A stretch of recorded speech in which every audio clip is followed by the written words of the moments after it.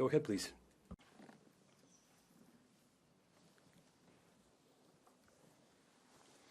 Thank you, President, honorable members. 1 year ago, here at the European Parliament, we held an important debate on the housing crisis that hits severely many citizens and many families across Europe. Today's discussion confirms that sustainable, decent, and affordable housing remains high on the EU agenda. Access to social housing and housing assistance for those in need is a principle enshrined in the European Pillar of Social Rights, and it is at the heart of the social Europe that we want to strengthen. Housing policies are key for social, economic, and territorial cohesion. They also are crucial in achieving our Green Deal ambitions. They are policies that take time to bear fruit and need to expand over several decades.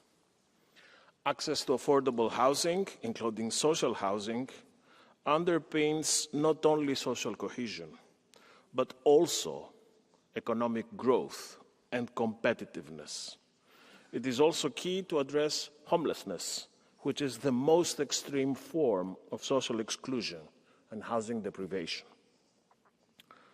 A lot has been done already by the Commission to promote these objectives, and we can build on this experience to strengthen our action further at EU level. As announced by our President, housing will be a key priority for the next political cycle and for the next college.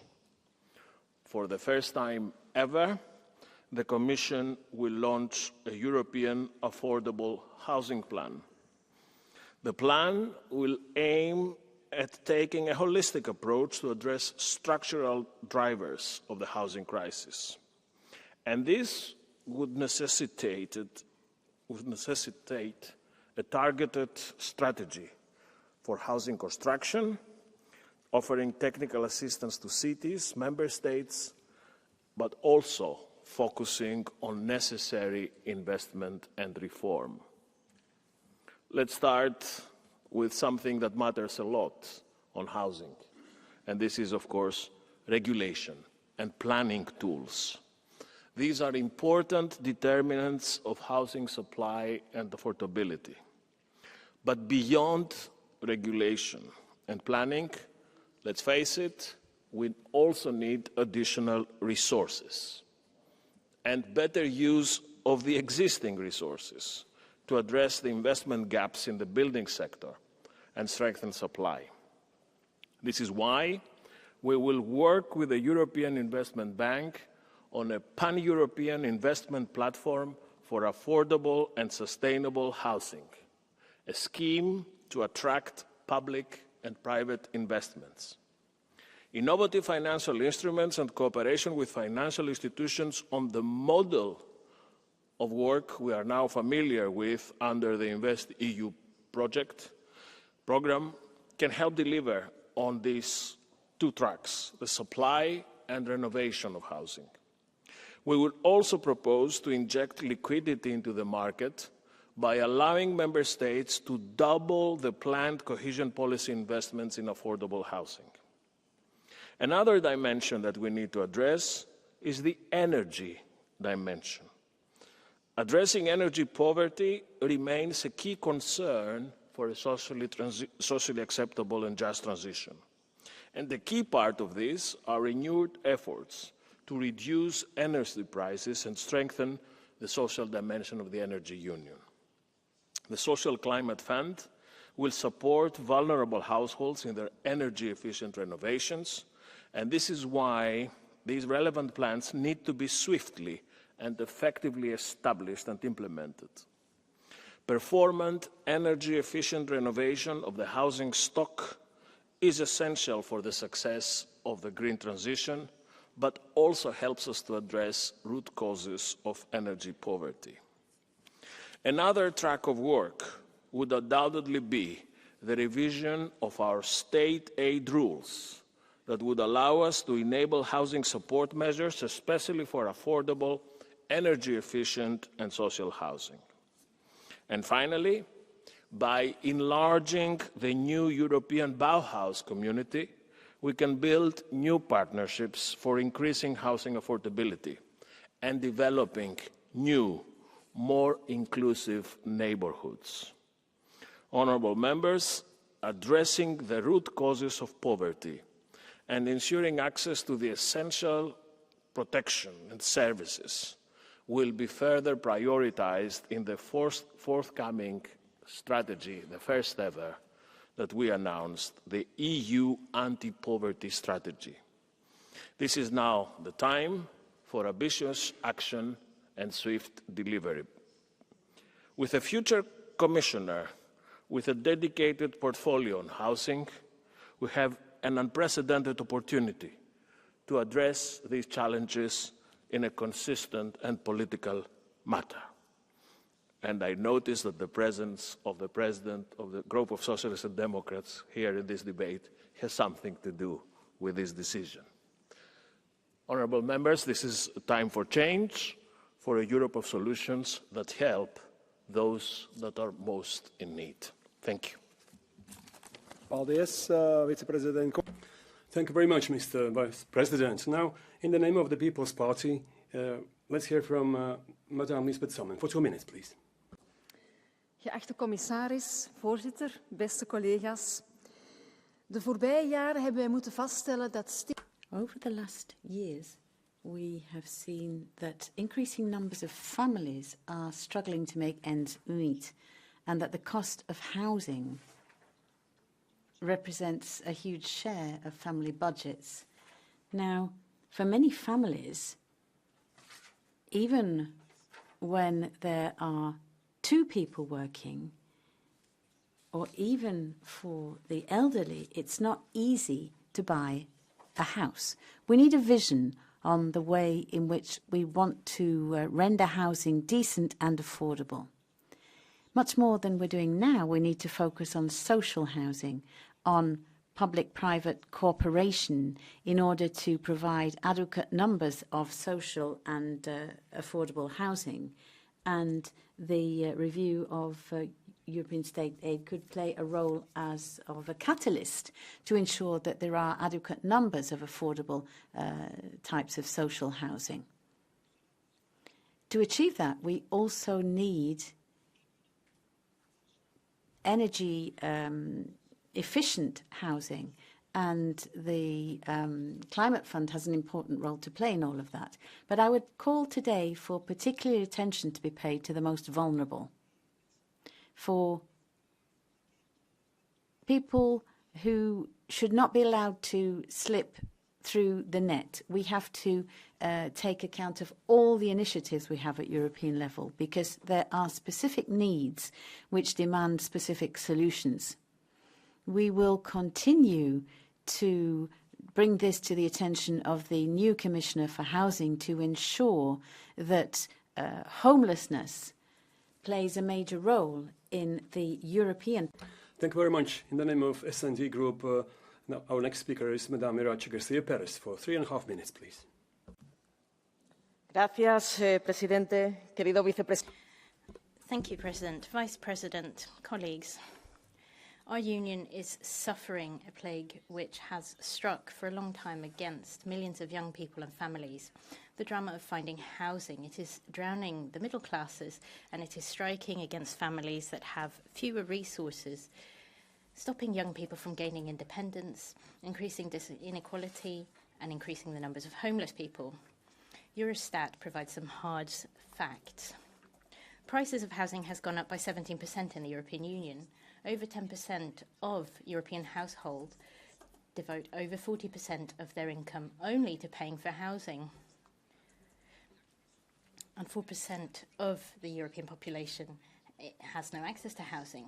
These are not just numbers, though. Behind them are children, young people, and the elderly who see their life plans cut short. Colleagues, it would be unforgivable for the European Union in this context of increased interest rates, high prices both for purchasing and renting housing, and low wage growth, and a lack of social housing, not to do anything. The World Bank reminds us that urban areas will account for 70% of the planet's population by 2050, which means that we need to urgently adopt decisions when it comes to urban and land planning and increasing supply. The Socialist Group requests a plan for accessible and sustainable housing from this new Commission. This plan should have real impact on access to housing. It will require permanent and top-up investments of at least 50 billion euros per year, coming from the Recovery and Resilience Fund, the Cohesion Funds, and the European Investment Bank. We need a recast of state aid to allow for investments in housing, closer monitoring of the European Semester for Housing Strategy. These are measures that cannot be put off any longer. As has so often happened, failed policies of the right means that housing becomes somewhere to stow away capital at the service of speculation on the markets. At the same time, member states have to regulate rents to avoid abusive increases. They need to limit the number of housing for tourists and penalise empty housing. Colleagues, let us hear the voices of our millions of countrymen who have taken to the streets in many European cities. Their cry for help is clear. Housing is a right, and it should not be a business venture. As Europeans, we successfully built a unique welfare state. It's unique in the world. It guarantees every person education, healthcare, and pensions. We now have the responsibility of showing that the European project has another raison d'être, with a new welfare state pillar based on the right to housing, so that all citizens can look forward to building a life of progress and hope. Thank you very much. Thank you. On behalf of Patriots for Europe Group, let's hear from Mr. Paolo Borge for 1.5 Un equivoco, perché il titolo di questo dibattito parla di politiche abitative sostenibili, alla portata, però se noi andiamo ad analizzare quello che la maggioranza di questo Parlamento ha partorito in particolar modo con il PBD, quella che in Italia è conosciuta come la famigerata direttiva sulle case green, vediamo che si va nella direzione completamente opposta. Infatti aumenta la domanda, ad esempio, di materiali edili, salgono i prezzi, le imprese edili rimangono sempre quelle e si creano shock sul mercato, per cui non si capisce come questa direttiva possa creare un mercato abitativo alla portata. Quindi, dovendo fare una sintesi, abbiamo 0 finanziamenti e una tabella di marcia inarrivabile. Excuse me, sir, there is no interpretation in English, at least. Some languages are... I will give you a floor again. Can you start from... Start? From which point? From the 0 point. You start from the first second. I will say the contrary. Yes, so sorry about that, so I just been informed about it. Thank you. Grazie. Thank you, President. I fear that we have a problem with the title of this debate. It calls for sustainable, decent, affordable housing. But with the awful Green Housing Directive, we have no reason to believe that this housing policy will be affordable. In fact, raw material costs are up because of a boost in demand, and we have no reason to believe that with this roadmap and without any financing, how we will ever be able to get to our objective. We continue to talk about sustainable housing, yet the figures show us that this directive is far from sustainable. I'll give you the figures from Italy, and not fear. We have 63% of buildings in Italy that are in Class F, and they have a red line on them then. Despite this context, you continue to believe that by 2030, this housing stock is going to become energy efficient overnight. So you might wonder, who's going to pay for this? As is commonly the case, Brussels is condemning the member states to come up with the money that does not exist. Therefore, I should like to ask you to move away from this pipe dream that has become a pipe nightmare, and stop persecuting those who can't get through to the end of the month. Thank you. On behalf of ECR, let's hear from Madame Marlene Malach for 1 minute, please. Szanowni Państwo. Ladies and gentlemen, as a result of 50 years of a centralized economy, the countries of Central Europe have been facing of unsatisfied needs in terms of housing. In March, the Construction Directive was adopted, so we will have a revolution. And we also have a demographic crisis. We need to keep a balance between expectations on the one hand and possibilities that we will have at our disposal. We have to avoid a situation in which the dreams of young people of their own apartment and having a big family cannot be fulfilled. And for the first time, there will be a commissioner responsible for housing. So be reasonable and assess that reasonably, what our housing needs are. Because we have climate ambitions, but we also have social needs. We have to avoid a situation in which we only satisfy the needs of housing developers. This is very important for the young people in Poland, but also for the elderly and for the whole of the European society. Thank you. Thank you very much. Now, on behalf of Renew Europe, let's hear from Brigitte van der Berg. 1 minute, please. Dank u wel, voorzitter. Thank you very much indeed, President. Well, every day, people, young people, less young people, can't live where they want, can't move in with their partners, can't start a family because they don't have adequate housing. That is an obstacle in our lives. The European Union has limited housing competence, but we can nonetheless adopt certain measures. And I think it's good that Europe has said that, yes, this is important to Europeans. Europe will act and will roll its sleeves up.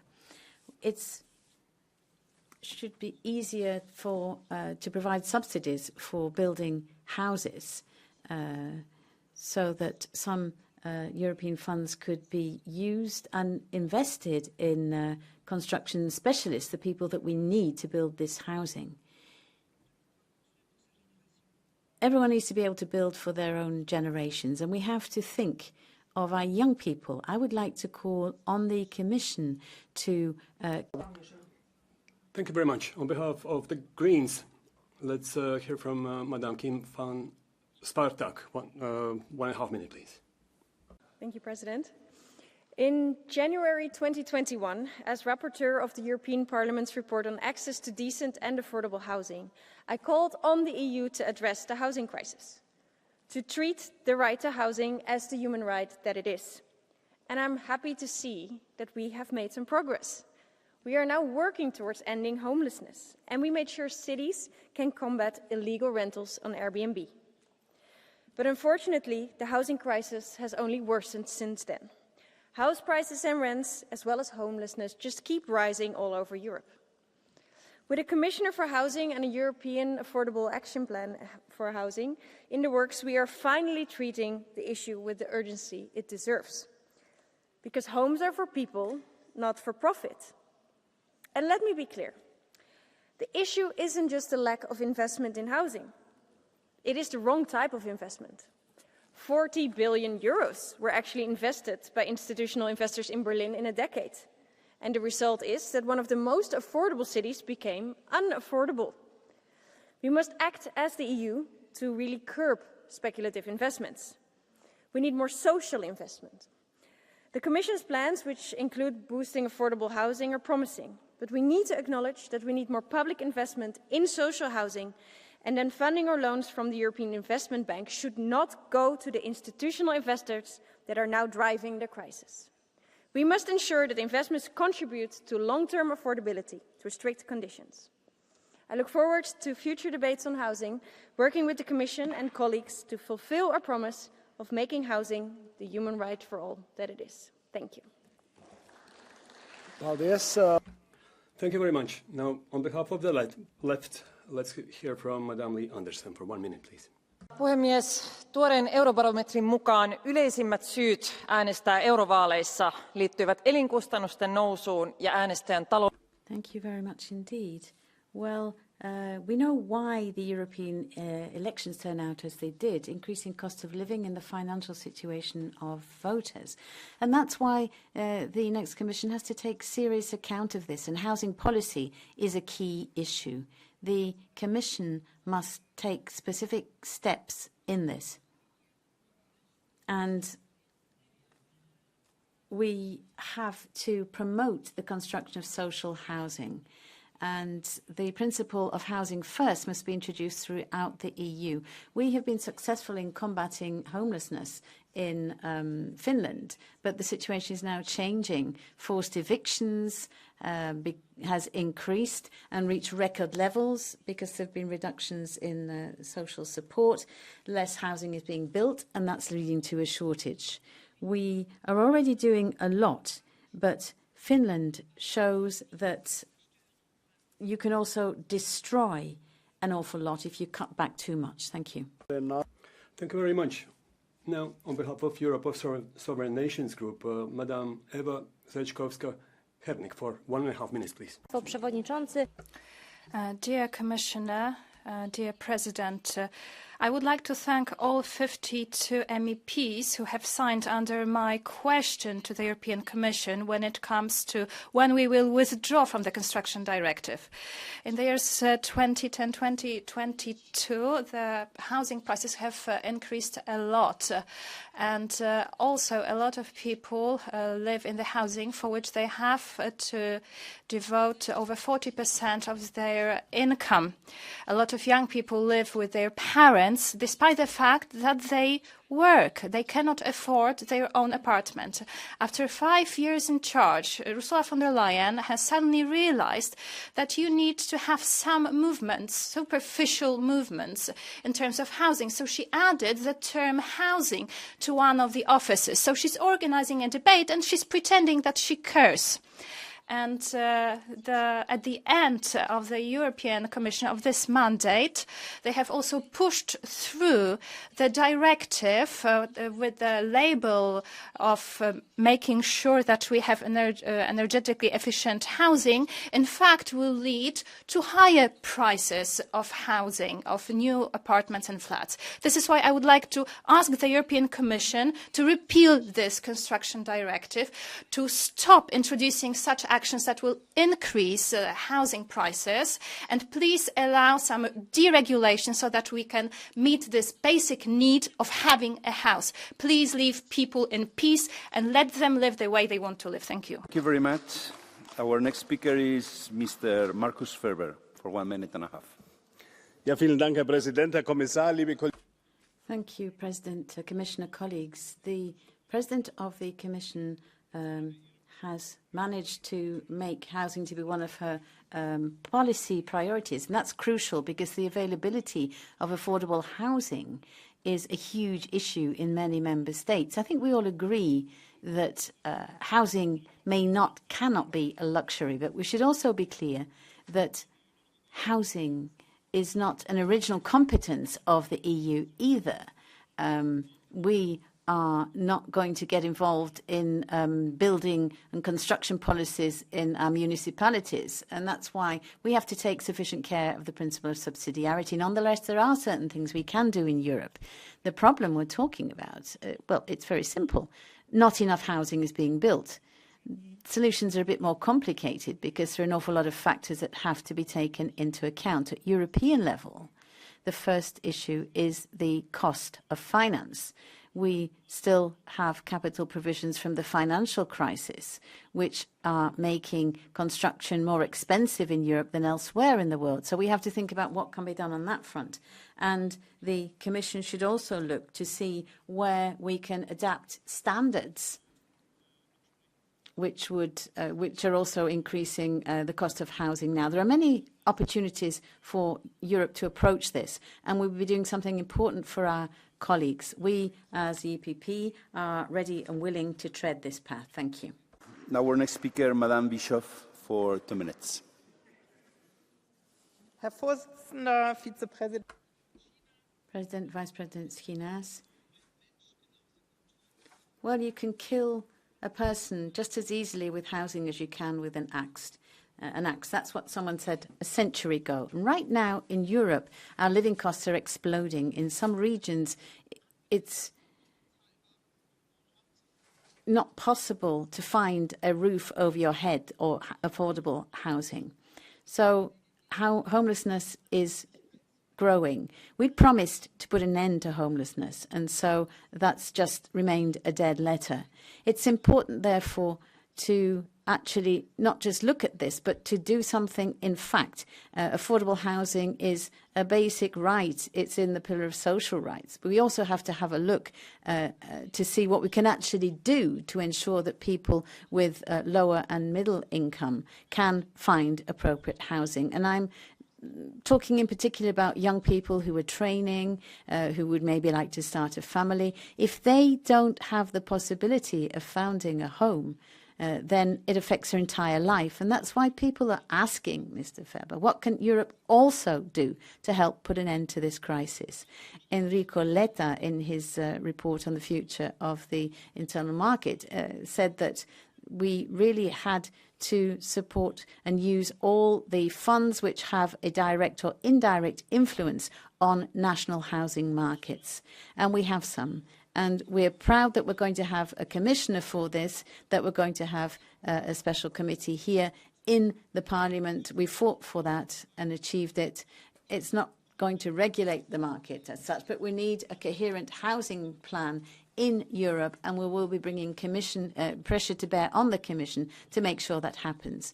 And for the resources which have been mentioned, Repower EU, that's there, should also be used to re-empower our European citizens to allow them to have access to affordable housing. Thank you.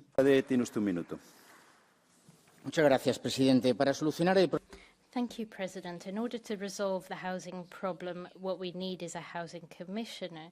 Well, we don't need that when the Commission doesn't have the competence. We're talking about national measures. We need to increase offering in local areas. We need to do away with taxes that are prohibitive to construction. We need zero VAT on people's first house. We need to put an end to speculation. And we can't benefit foreigners over nationals. We can't focus too much on climate-neutral housing, which becomes too expensive, and we need to fight massive migration. Finally, we need to invest in national housing plans to build cheap housing to serve families. In 15 years in Spain, we've built 4 million houses, and that has given property in the future to millions of families. In 2023, 5,000 apartments were built, half of them for rent. So we need less leftist discourse and more construction. Thank you. Storm, you have 1 minute.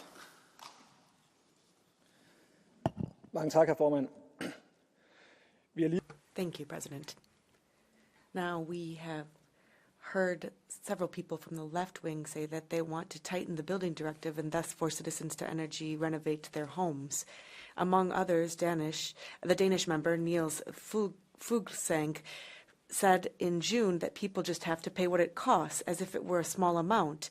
But such an investment is huge for many citizens. In fact, renovations will cost on average 40,000 euros, and in Denmark alone it will affect some 400,000 families. That means that many families might be forced out of their homes because they won't have enough to be able to renovate, and they can't borrow the money because the banks will not lend them money where the housing is located. It is unreasonable and completely wrong to treat our citizens this way. I think that we need to have, yes, a green transition, and it should be independent of oil and gas from the Middle East and Russia, but we shouldn't send millions of EU citizens into bankruptcy. Thank you. Veva, you have 1 minute as well.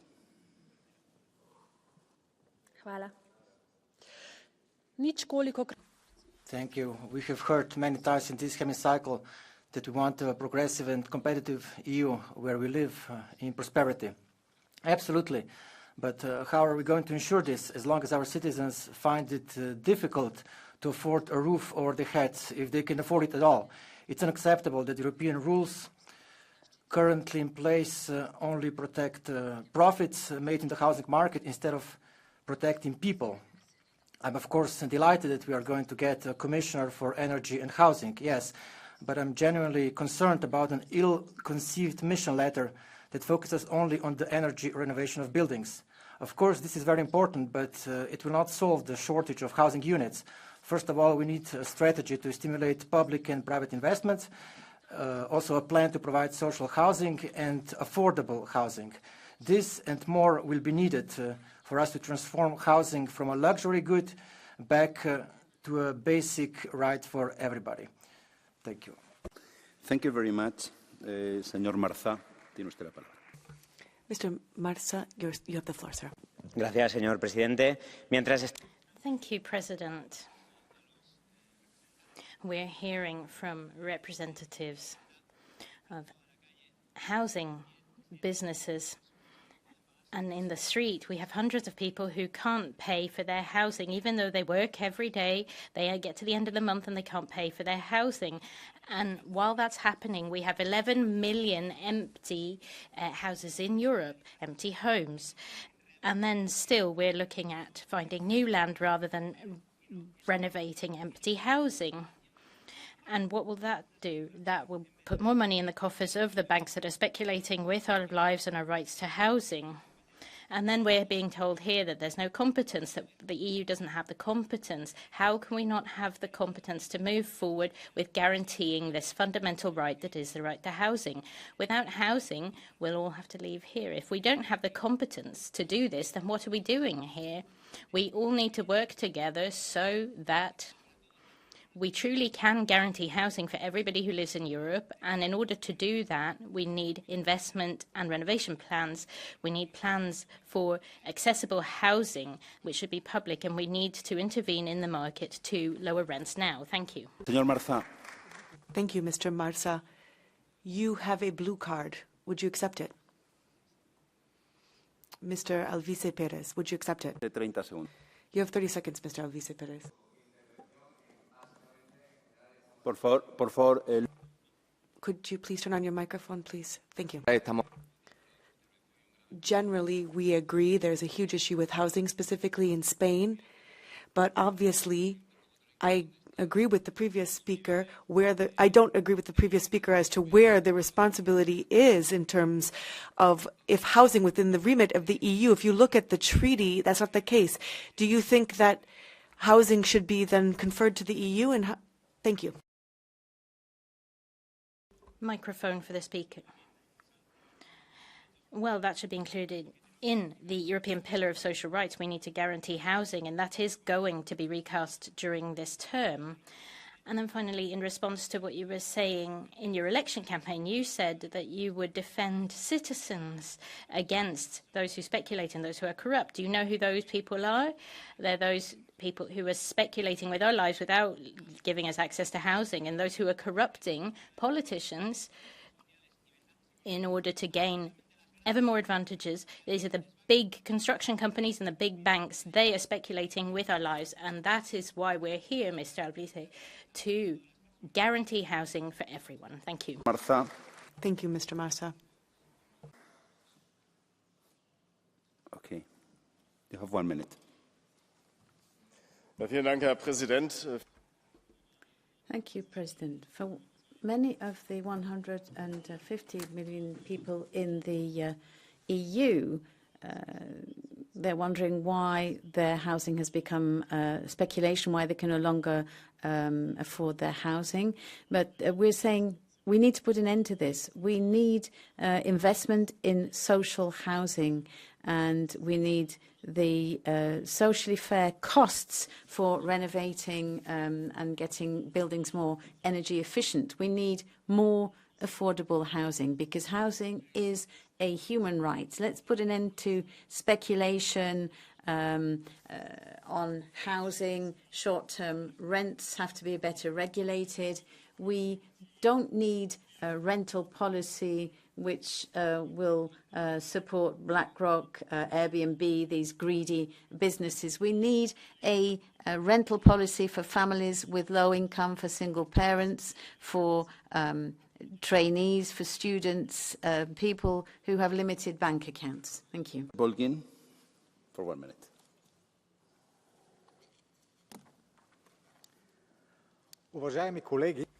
Ladies and gentlemen, we have understood that Ursula von der Leyen and her Commission would do everything possible to ensure affordable housing for the European citizens.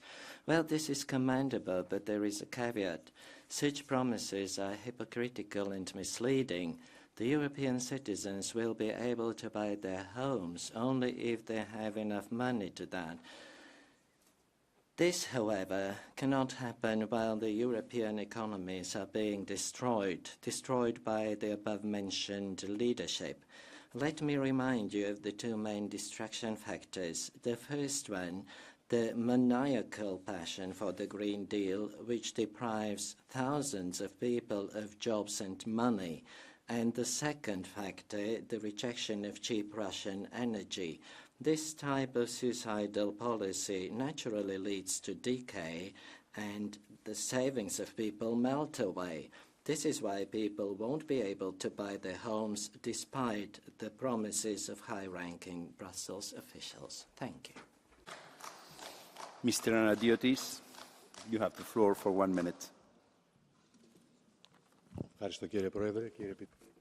Thank you, President. Commissioner, one of the main problems faced by Greek families is the housing crisis and the impossibility of renting or buying a house. According to the most recent statistics, on average, 40% of Greeks' income goes on housing, which is significantly higher than the European equivalent. According to the figures from the Bank of Greece, in the first quarter of 2024, prices rose for apartments by 10.4% annually. That comes on the heels of 7 years of consecutive increases. And the Greek economy is living the fallout of the heavy memoranda. And the condition of the second was to replace the Organisation for Workers' Housing with a non-existent housing policy. And the cause of the problem is the unserviceable loans for unavailable apartments and housing, and the pressure exerted by the European Commission to transfer them from banks to funds is only ensuring bank profit, whilst Greek people's houses are being auctioned off. Unserviceable loans amount to 21.3 billion euros. Families with children are suffering, but the right to affordable housing is the right of everyone. There should not be speculation, and we're calling on the European Commission to provide an immediate solution in the form of national housing support. Thank you. 1 minute and a half. The floor is yours. Thank you, President, Mr. Vice President. Als je ouderlijk huis niet kunt verlaten. Thank you. If we cannot leave the family house to get married and to start a family because houses are too expensive, then one loses faith in the future. President, this is precisely what is happening to hundreds of thousands of young people or families. They're losing faith in the future and in the EU and in democracy. And what is politics doing to resolve this? It is obviously not fully within the remit of the EU, but it is definitely a problem for citizens, and specifically those in medium to low income brackets. Now, for the security of individuals, for their survival, their rights are really under pressure in the Netherlands, but not only. We therefore need to influence the housing market in Europe. And we would like to support this through the building industry with the European Commission. How can we do that precisely? We need to cut red tape. This is a disease that suffocates the EU economy. Tenders, all of these processes make it absolutely impossible because there are so many standards in place, and then we need investment such that we can assist those in the middle class. And looking at EU law, let's try to give hope to incoming generations before the young people are a lost generation. Gracias, Presidente. Thank you very much, President, Commissioner. There is no welfare state if there is not a place for individuals to be well. If we look at the housing crisis that we are going through, we can see all citizens are suffering, but specifically the youngest. They cannot develop their life project. We must act. It is something that I'm extremely proud of, that the S&D group worked in favor of a commissioner for housing and a housing plan. But we also need to assist cohesion policy to have affordable housing, to broaden the housing stock for rental housing. And there should be an investment fund in the EU in public affordable housing and with the issues of state aid. We need to look at energy policy with energy efficiency and make sure that housing is affordable, following the principles of the European Bauhaus.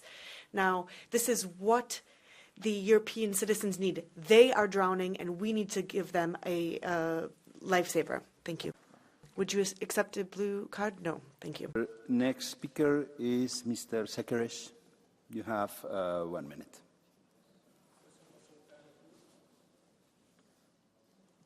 Köszönöm a szót, elnök úr. Thank you, President.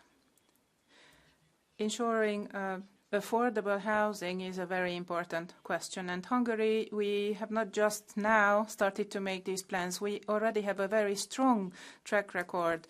We have already achieved a lot. In Hungary, you have non-repayable grants, preferential loans, you have interest subsidies, mortgage waivers, provided by the family-friendly program that we have. We support accessibility, and there is only a 5% of VAT on the construction of new housing. And Hungary's government has provided more than 560 billion forints in home creation grants, and it is in Hungary where the prices for household electricity and gas are the lowest in the EU. Of course, there is a lot to be done. Young people's housing needs to be helped, and we are ready to share our experience with you. Ms. Werner, you have 1 minute. Grazie, Presidente. Thank you, President, Commissioner, and colleagues. There is a lack of affordable housing, and it is something that citizens of the EU are increasingly concerned about. Many families have excessive costs of their housing, and in fact, it's taking up a bigger portion of their income. In addition to that, we have the issue of occupations of the housing. Some 30,000 houses that are public housing units and some 20,000 private or public housing units are currently being occupied. The President, von der Leyen, addressed this as one of the major challenges that we had and came up with an EU plan for affordable housing, for investment in affordable, decent housing as a part of a cohesion policy. The current regulation, 1060 on regional development, do not support housing units unless they are linked to energy efficiency. Therefore, I call on the European Commission to review this, give more investment when it comes to the popular and social housing units. Thank you. Speaker, Vice President Josef. Ďakujem, pán predsedajúci, pán komisár. Bývanie je problémom naprieč. Thank you, President. Commissioner, housing is a problem, particularly for young people in Europe, and unfortunately it's at its worst in my country, where the young people have the the grimmest prospects in the whole of Europe. So many of them live still with their parents, which is a very sad situation because they simply can't afford to buy to have a house. We need new housing, certainly, but please let's begin with what we've already built. There is a large amount of housing across the face of Europe, in my country as well, which is currently not being used, but they could be used as housing. They could be renovated, and that's an opportunity not only to solve the pressure of the housing problem, but also to help us come up with more climate-friendly solutions. Rents on housing shouldn't take up everything that young people have. The states need to build more environmentally friendly housing, but we really have to ensure that what we do helps our regions and our cities as well. Dear Commissioner, President, colleagues, nearly 1.3 million people sleep rough or without a permanent accommodation in the EU. 400,000 children are homeless. And I welcome the long-awaited affordable housing plan by the Commission, which must build on the successful housing first principle. This requires actually a change in our mindsets, because previously a home was an outcome when a person demonstrated progress in their lives, such as finding a job or tackling substance abuse. Thinking was that only by solving other issues first, a person deserves a home. But the reality is exactly the opposite. Housing is a human right. Only from the safety of one's home can a person start solving other challenges in their lives. When we discuss about what affordable housing means, who builds and who owns it, and how it is regulated, we must keep in our minds the most vulnerable people whose lives can actually be transformed if we, politicians here and all over Europe, just put housing first. Thank you, Madam. Our next speaker is Madam Shaivi. You have 1 minute.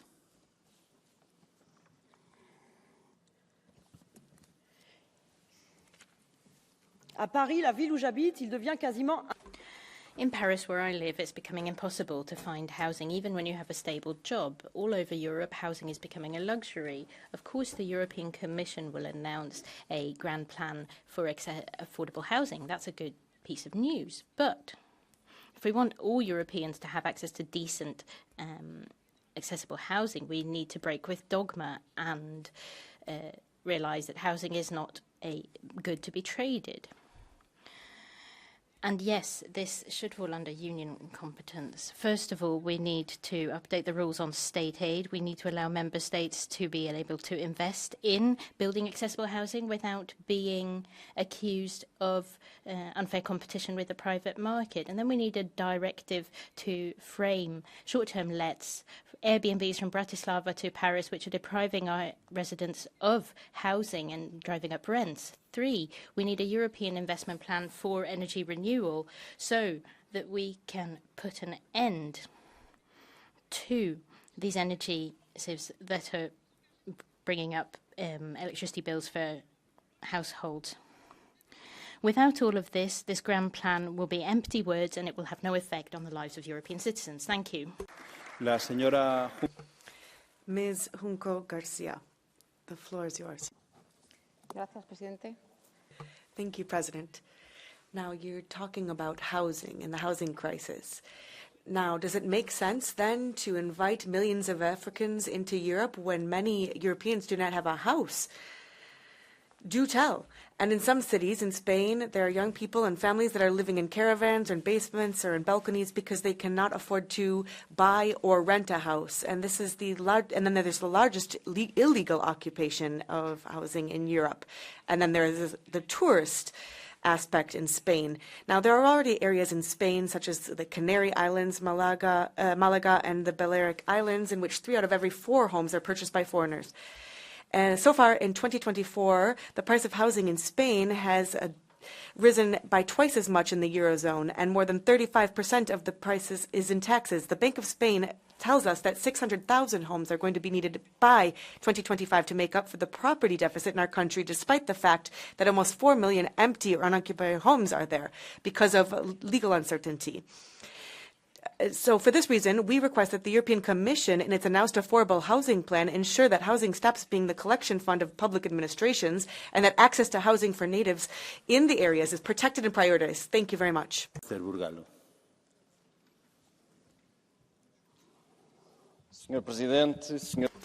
President, Vice President Skinas, my generation is the first since World War II that feels that it won't have a better life than that of its parents. We just hope that we won't be worse off. My parents knew that when the country entered the EU, they would be better off than my grandparents. And my grandparents knew that when democracy arrived, they'd be better off than their parents. We have no such certainty. Today, over half of the 37 richest OECD countries state that housing is their prime concern ahead of education and health care.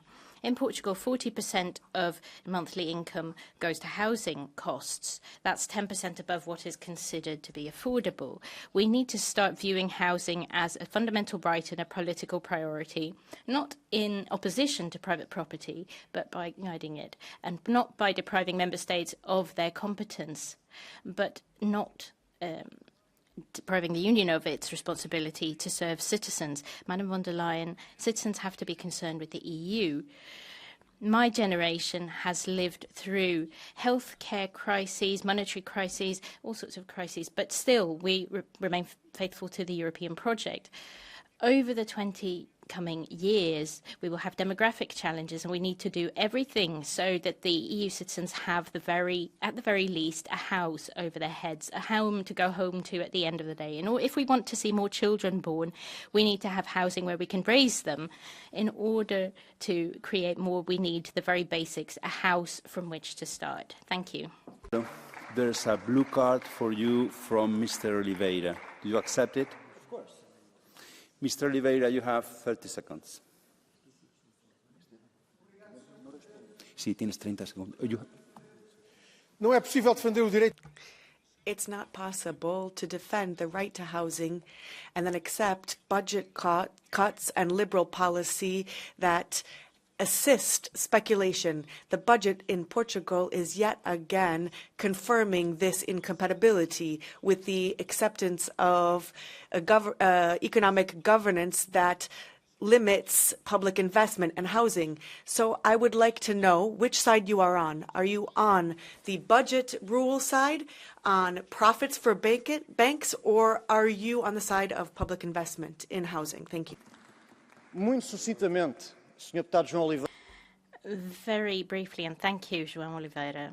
I have to say, if you're asking me what side I'm on when it comes to the housing crisis, I'm on the only side that has solutions. I'm on the side of Europe. So yes, we are on the side of budgetary responsibility, a social market economy. Yes, we are on the side of supporting our union because we believe that if Europe can help us solve our problems, then we shouldn't be a problem for Europe.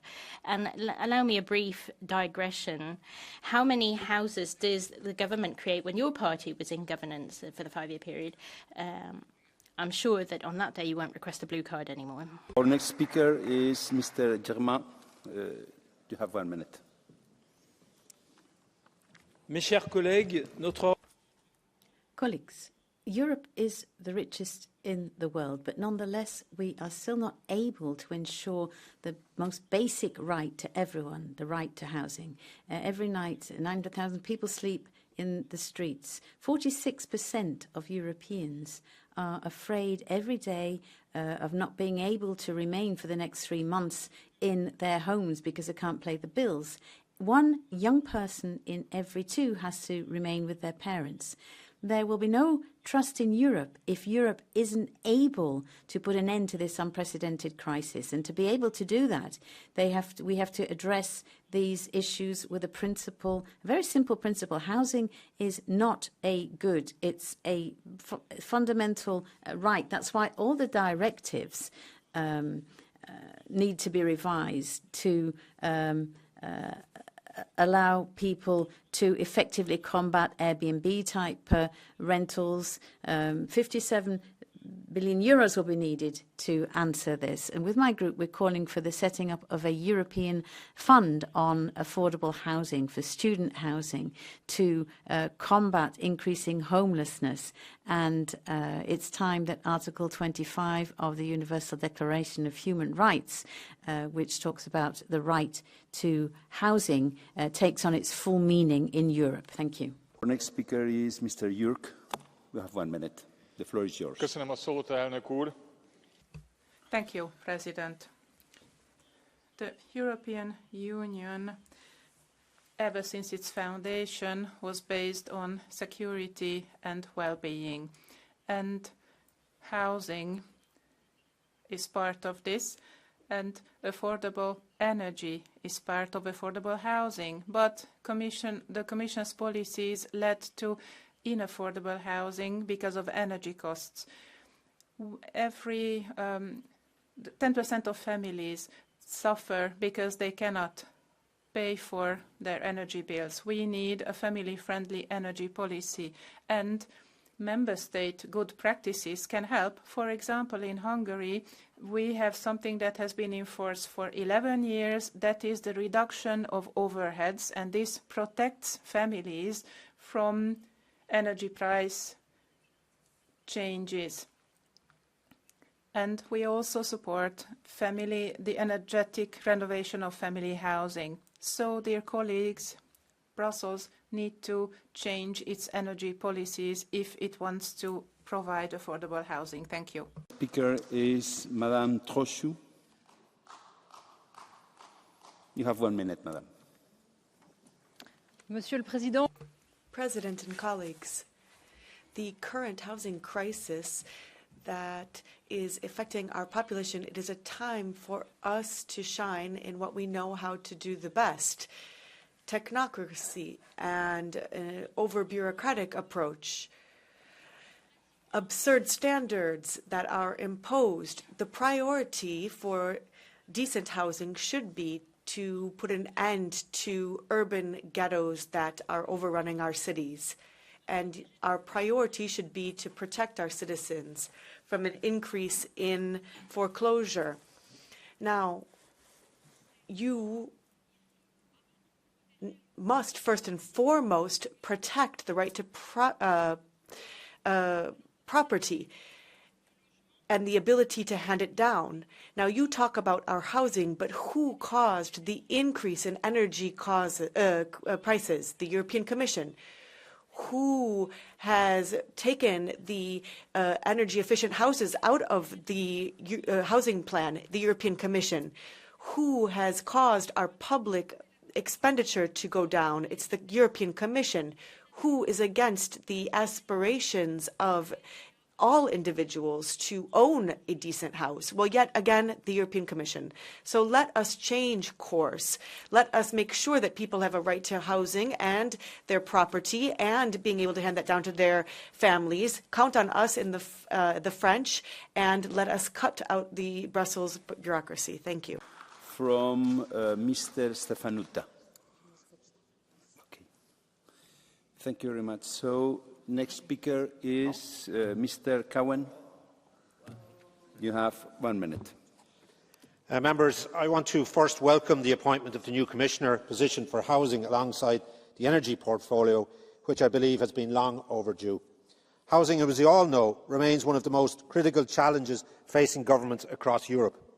Given its importance, I believe a dedicated committee should be established by Parliament to address this issue in a focused and comprehensive manner. I would ask that a Europe-wide plan be formulated by this committee, which would then be presented to the Commission and the Council for evaluation. And while I cannot speak for the situation in every member state, I do know that in Ireland we have been confronting a housing crisis for several years now. Have we solved it? Most definitely not. But we must acknowledge that significant progress has been made. We have increased housing output, improved access for first-time buyers, removed unnecessary regulatory barriers and fast-tracked some but not all planning delays, and mobilised state plans for affordable and social housing. These are important steps forward.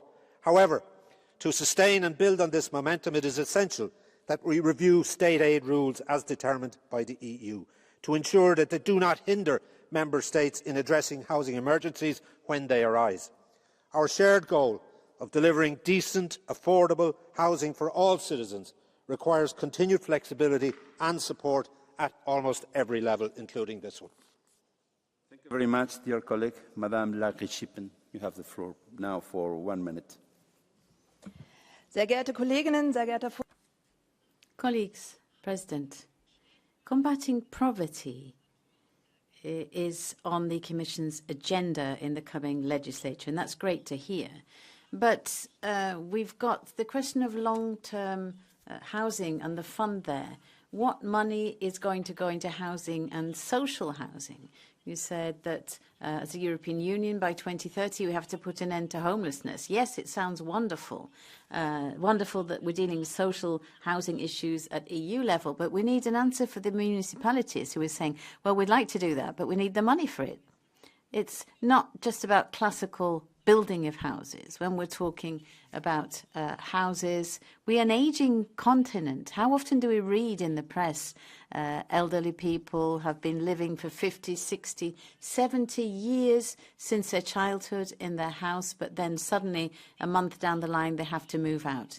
Now, at that age, usually in that financial situation, they can't do that. If we want to keep our society together, we have to work on social standards and invest in them as well as in social housing. Thank you. Thank you very much.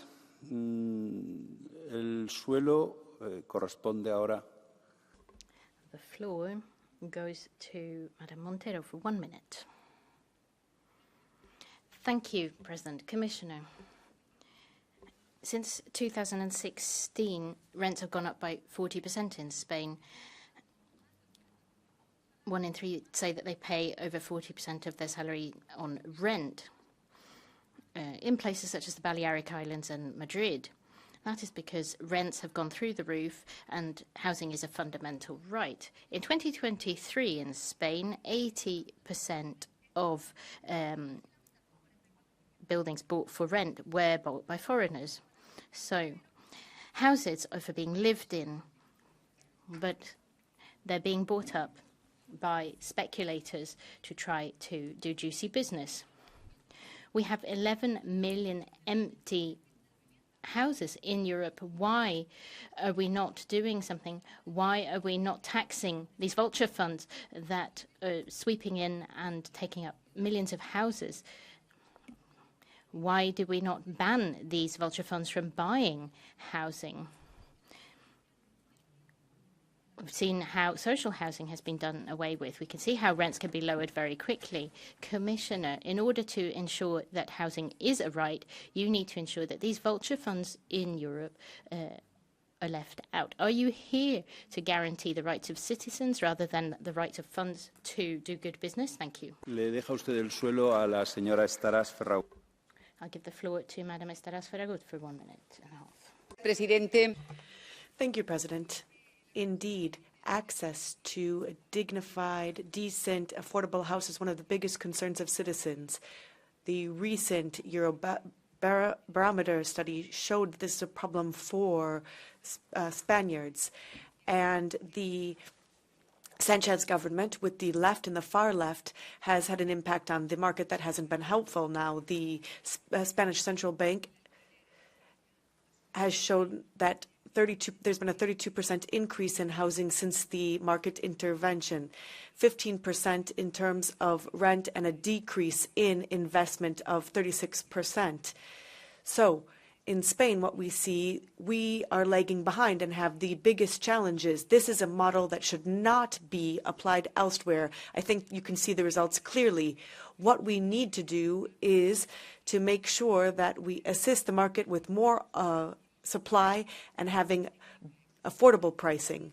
We should reduce the red tape because there is a real emergency. We must assist the young people and look for reductions as well as legal certainty. In Spain, we have another ranking that we are up at the top of. We have seen that there are illegal occupations. 25,000 are being inhabited illegally. Now, there is a 41% increase in that occupation since the left has been in power. Catalonia is in the top a bracket, and then is followed by Andalusia and Madrid.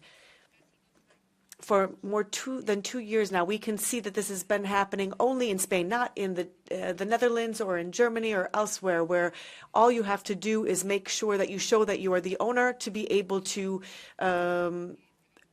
move forward. We need a European Union housing plan, but also a register or a log so that we can assist in this process. Thank you so much to the President and to the Commissioner. Wilson, you have the floor. Herr talman. Thank you, President. Commissioner, Sweden and Europe need more homes that ordinary people can afford to live in. Unfortunately, developments these days are moving in the wrong direction. They're often encouraged by right-wing politicians. Look at my country, Sweden.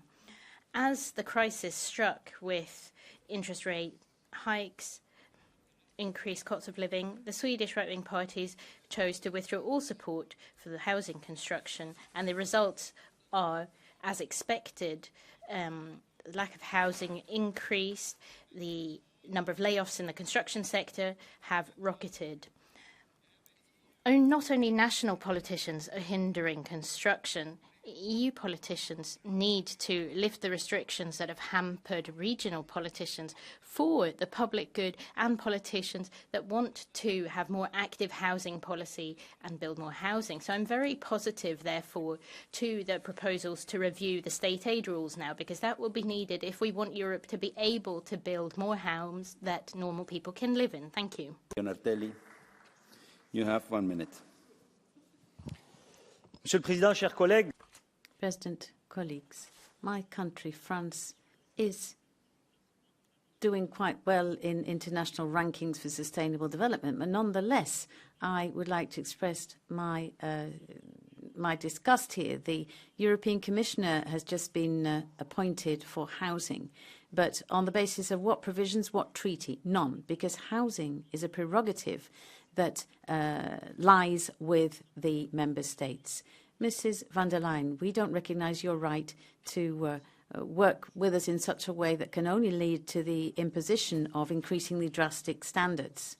Now, forcing people, that's what you can do best through the Directive on energy performance, which drives up the cost of building and renovation and which hopes to achieve unrealistic aims.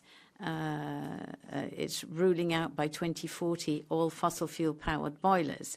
Now, your strict regime undermines the right to ownership, and that's why we think in France that it's up to the French to decide on housing by establishing the national priority for access to social housing and by developing a sensible approach based on scientific reality. Thank you. Veriga, you have 1 minute. Thank you, President. Dear colleagues, firstly, I would like to suggest looking to housing from perspective of demographic winter. As highlighted by researchers, the housing market is an example of social structural factor that can inadvertently impact age at first birth. In countries where it's easier to obtain a mortgage or enter the public rental market, individuals are more able to establish themselves and enter into family formation earlier. Research also showed the impact of affordable housing on child development. They found that when families spend more than half of their incomes on housing, their children's reading and math ability tended to suffer. Secondly, if we really want to take a critical step towards making houses more affordable and creating the conditions to promote families, we have to rethink very strict regulations on energy neutrality of houses and environmental transition that definitely makes houses less affordable. Thank you. Thank you very much. Mr. Verhofstadt, you have 1 minute. Thank you, Mr. President, Mr. Commissioner. L'accès au logement est un droit essentiel. Access to housing is an essential right, and as you have said, access to decent housing even more so. Isolated housing is important both for the environmental and economic point of view. However, insulation is inaccessible for many citizens who live in thermal sieves. We need to support those who want to move our economies and our environment forward. There's a simple solution based on a third-party investor, which my party has proposed. That could be a source of inspiration on the European level. We called this insulation 3x0 because this will be financed by a public fund, and this will be reimbursed over time based on savings made directly on your energy bill.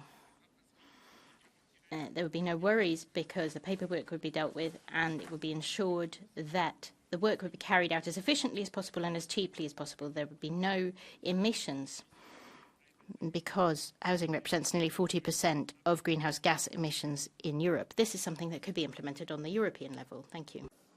You have the floor.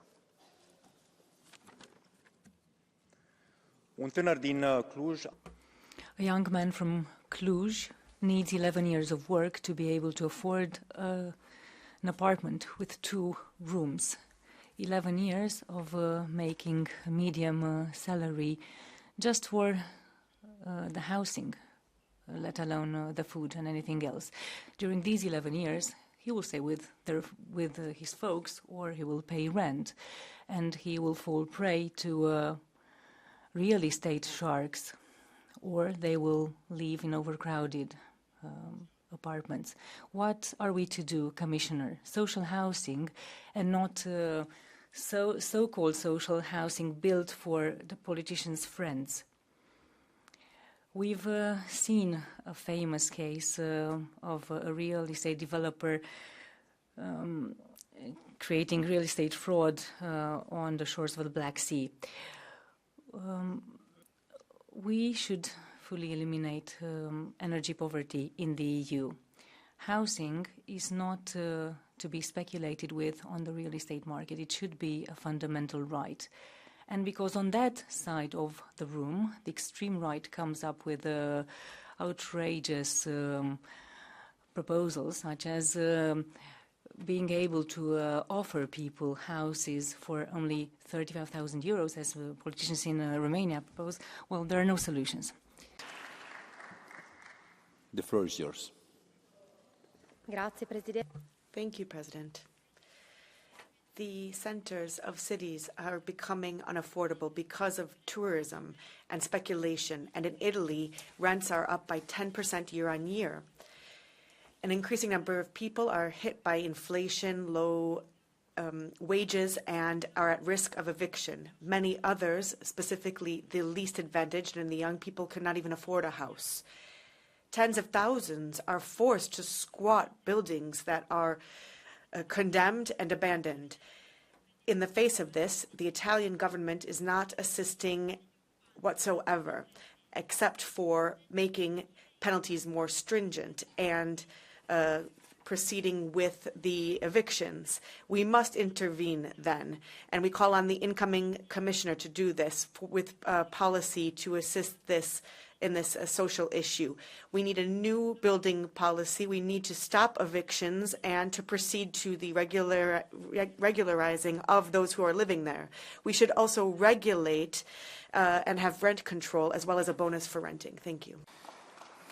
Grazie, Madame Salis. Our next speaker, Madame Doherty. You have the floor.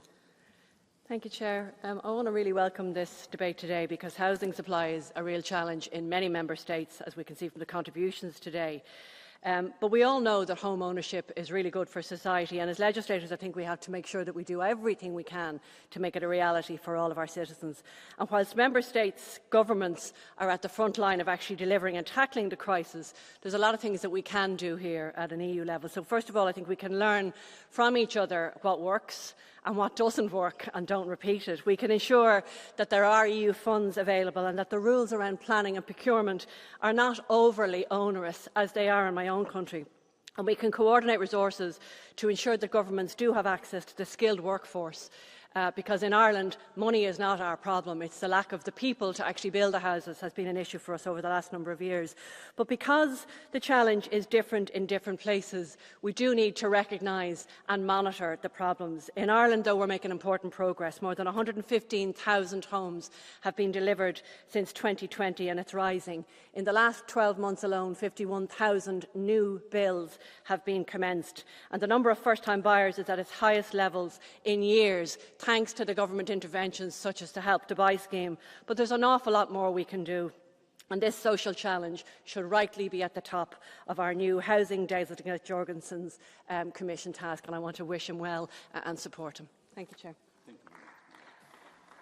Our next speaker is Madame Bevarek. Merci, Monsieur le Président, Monsieur le Vice-président.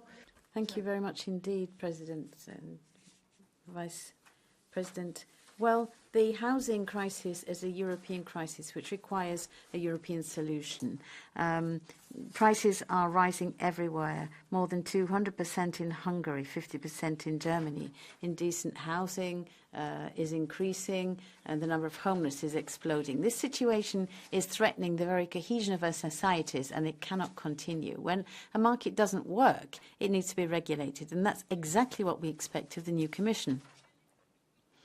The exorbitant prices that private operators have must be abolished. We have to combat touristification of the market. And Europe needs some public guidance and of housing throughout construction right to the market.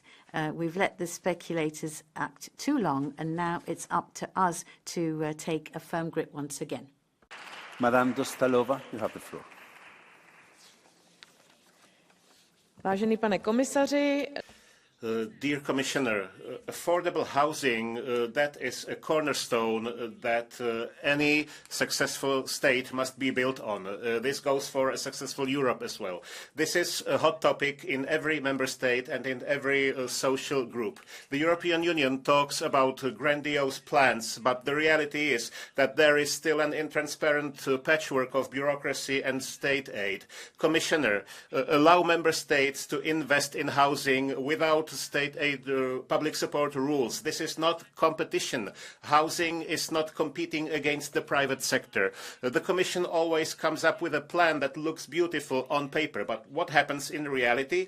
For example, how do you want to motivate member states and their citizens to invest in renovating their houses when at the same time you suffocate them with rigid rules? What about green mortgages? These are nice words again that cover up the fact that low-income groups of inhabitants simply can't afford them. Housing is here for people, not for papers. Affordable housing, including social housing, is more than a matter of politics. It is a matter of dignity, stability, and the future of the entire Europe. Thank you. Our next speaker, Mr. Buda. You have 1 minute. Panie Przewodniczący, Szanowni Dear President, ladies and gentlemen, yesterday we discussed huge problems of the automotive industry. The previous part was devoted to the problems in agriculture, but before we had a discussion on the chemical industry, etc. So basically every industry has been facing exactly the same problems. Please tell me, is there any industry that would say that we are going in the right direction? Every industry will be telling you exactly the same thing. So we have to admit, what is the reason for it? Now, we're appointing a commissioner for housing and adding this additional part of the portfolio. He will not be able to do anything with it. There is one basic reason, the Green Deal. This is the reason behind it. So no industry can be competitive in comparison to other regions of the world. And the same goes for housing. Look at that, Europe. 30 euro cents for 1 kilowatt. It's 12 in the US. It's 8 in China. And this is the reason behind all these problems. If you don't realize that, there will be even more obstacles on the way. So we have to put a stop to this buildings directive and payment for the emissions of the buildings. This will lead to an increase of house prices by 30%. Thank you. Much, Mr. Buda. La señora Aguirregoitia Martínez tiene la palabra por... You have the floor for 1 minute. Thank you, President. Thanks, and Commissioner. We're happy to see this topic addressed in the European Parliament. This is about affordable housing, especially for young people, which we know is a real problem on the European level. We are aware that the competence here is limited, but we are happy that there will be a European Commissioner for Housing and that we will have our first European plan for affordable housing in order to provide responses for families and young people who struggle both with energy poverty and accessing social housing. We would like to find references to that in the new plan. But in order to strengthen our political priorities, we'd like you to bear in mind that there are divergent realities in Europe and in its different regions. We need to incentivize small businesses to actually let out their housing stock. We need to have financing lines through the European Investment Bank. And the public housing stock needs to be increased, especially for young people. We know that access to housing is a difficulty on the most basic level, and we need local, regional, and European solutions. Thank you. Martínez. Our next speaker is Madame Toussaint.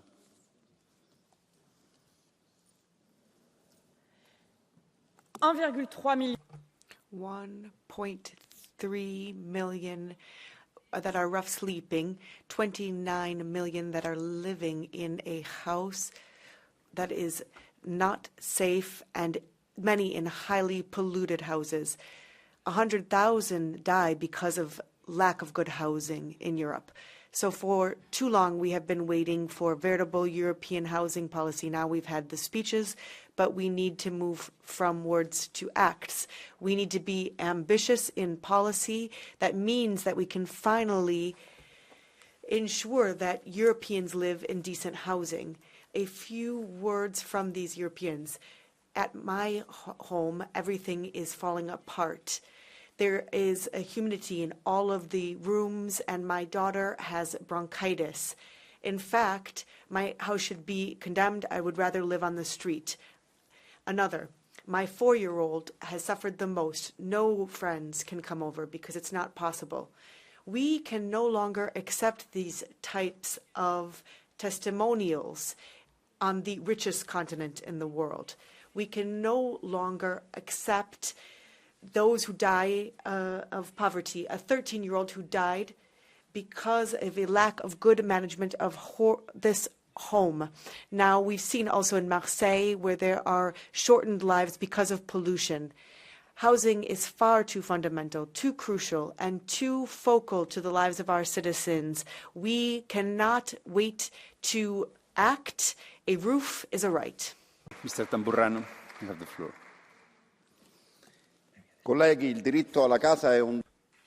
Colleagues, the right to housing is a fundamental human right. It's enshrined in the Charter of Fundamental Rights of the European Union and is closely linked to other rights such as decent work and wage security.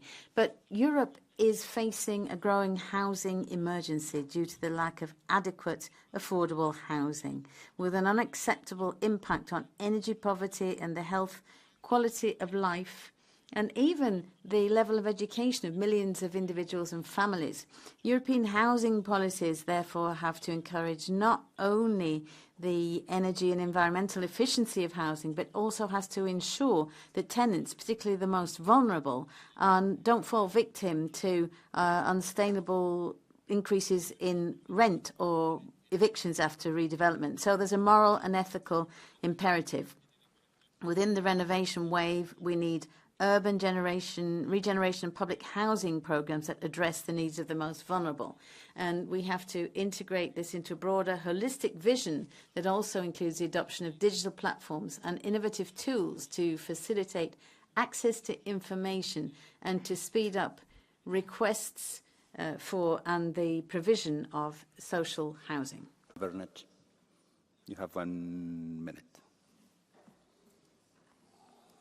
Thank you. Poštovani predsjedavajući, potpredsjedniče, Thank you very much, Mr. President, Commissioner. Housing is a fundamental human right, as it is also written in the European Pillar of Social Rights. It's a precondition for dignified life.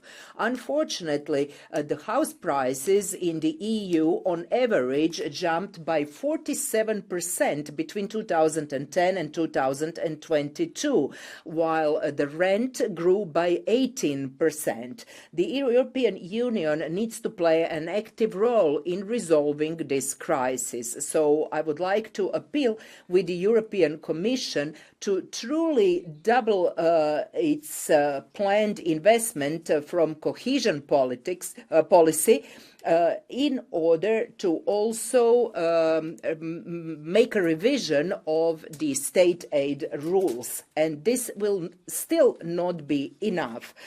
We need to keep young people in Europe. Without them, our social model is unsustainable, and so is our economy. Europe can be important to its citizens only if it proves that their needs are on the top of our agenda. Thank you. Housing is a fundamental right. Everyone had the right to decent and particularly affordable housing, but increasing numbers of Europeans are suffering because of the huge increase in living costs and rental costs and a lack of housing. Very often you can't even find a house. And then very often it means that there are very precarious circumstances for renters. So I think the market has failed really on housing. This is why we need political initiatives for affordable housing. We're not only talking about prices, we're talking about quality as well, and also about energy and the climate. In Vienna, it's an example of how you can provide fair solutions for housing to make it available to everyone. But it's important that housing should be at the top of the EU agenda, and I'm really happy that we've managed to insist on having a Commissioner for Housing so that at European level we can really stress the importance of affordable social housing. Thank you. You have the floor. Grazie, Presidente. Thank you, President. Commissioner, colleagues, allow me to begin by stigmatizing what I heard from a fellow citizen on illegal occupations. These are words that should not be uttered here in this Parliament, and they must be condemned. Now, the housing crisis sees an increase in raw materials, in building costs, in rents, as well as in borrowing money. And then there is an energy issue. In 2022, we've seen that 9.3% of the European population could not heat their home. And that is energy poverty. We need to have energy efficiency. Now, as we have heard from the Commission, that means that there would be member states to assist in doubling investments in affordable housing. We'd like also to hear more about common debt yet again. Now, the Commissioner, when it comes to the housing assets, we have to factor in specificities. For example, the architectural specificities of our historic centers. We have beautiful cities in many of our countries, like in Italy. Thank you. You have the floor. Zahvaljujem predsjedavajući, poštovani. Thank you very much, Mr. President, dear Commissioner. 5 years ago, demography was a word everybody was talking about in this Parliament and elsewhere in Europe. We had a designated commissioner, but 5 years later, not much has changed. So I fear that housing, which is now the topic in this Parliament, will end up the same way. Commissioner, if we really want to face this crisis, we need to be very brave, very courageous. We should not subsidize the loans that are being paid to banks, because by doing so, the prices will only grow further. We need to activate those apartments, those houses which are now empty. We can perhaps motivate our member states, although there is no competence, but we can motivate member states to tax more short-term rent rather than long-term rent. Also, what about the rights of tenants? Many tenants in countries such as mine end up overnight in the street because their flats are being rented to tourists. And we need to modify Article 7 of Regulation 1058. Thank you. Thank you, President. Housing is a fundamental right for every citizen, but right now it has become something of a luxury for a handful of European citizens. The housing market has not been protected against speculation. The result is that the cost has skyrocketed. The impossibility of finding affordable housing is the greatest obstacle for young people in the European Union for leaving their parents' home. The housing problem is a European problem, and it requires an immediate European solution, protecting citizens from being thrown out of their homes, from auctioning of their housing. And we need to fund a European social housing fund to be implemented in the member states in line with their national and local requirements, and the creation of a European strategy and a fund for accessible social housing, which will support young people in member states, and the adoption of exemptions from situations in member states for public investment in housing. Thank you. You have the floor. Vielen Dank, Herr Präsident, liebe Kolleginnen und Kollegen. Thank you, President. Colleagues, first and foremost, thank you for giving me a few minutes speaking time, Mr. President. I can keep it very brief, basically because the Vice President of the European Commission, Margaritis Schinas, I would like to thank him for talking about the European way of life and ensuring that that accessible housing should be a part of support for the less privileged in the European Union. We should tap into all of the possibilities we have at EU level. And that's why I think this afternoon's debate fell a bit short, because there are possibilities where we can intervene, even if for housing itself the EU doesn't have any competences. Certainly, we've heard from colleagues talking about credit and increasing accessibility. Cross-border construction services could be facilitated, mentioned by our Irish colleague. There is too much red tape there at the moment. We could promote national construction laws. We've got about 20,000 provisions in Germany. They've mushroomed over the years. But if we are being serious about this, we'll only be successful if member states are fully on board. And with support alone, we're not going to find a solution. Thank you. Next speaker, Madame Dubrev. Imádom a gyerekeimet. I love my children, I adore my children, but there comes a moment when you need to let them go, live their own adult lives. They need their own flats for that. You cannot start a family. You cannot start thinking about your future when you have nowhere to live. And what do I see? Lots and lots of people, young people, only dream about this. I have seen representatives of the Hungarian government boasting about what they have done about housing in Hungary. Maybe they live in another country, but in Hungary, under the Orbán government, housing prices have tripled. And now check your salaries. Of course, the salaries cannot cope with this. So it is high time that Europe intervenes, that the right to decent and affordable housing becomes a European right, and we provide all the help we can give. Hungarians, Europeans count on us, and I count on you. Thank you. Our next speaker, Madam Zalewska.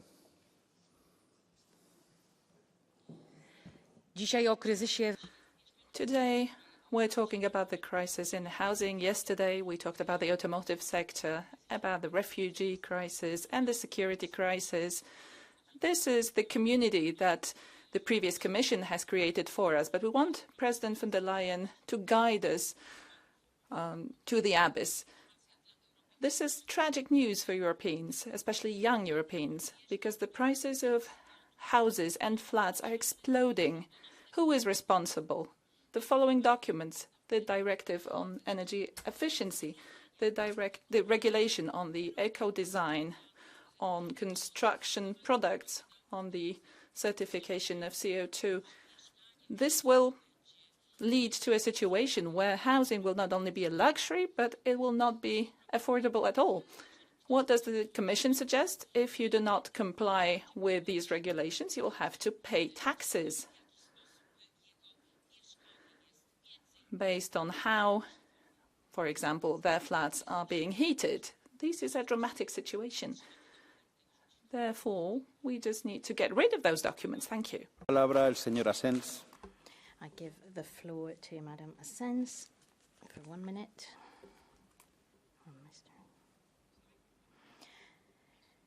Do you know what a 60 square metre apartment in Madrid costs?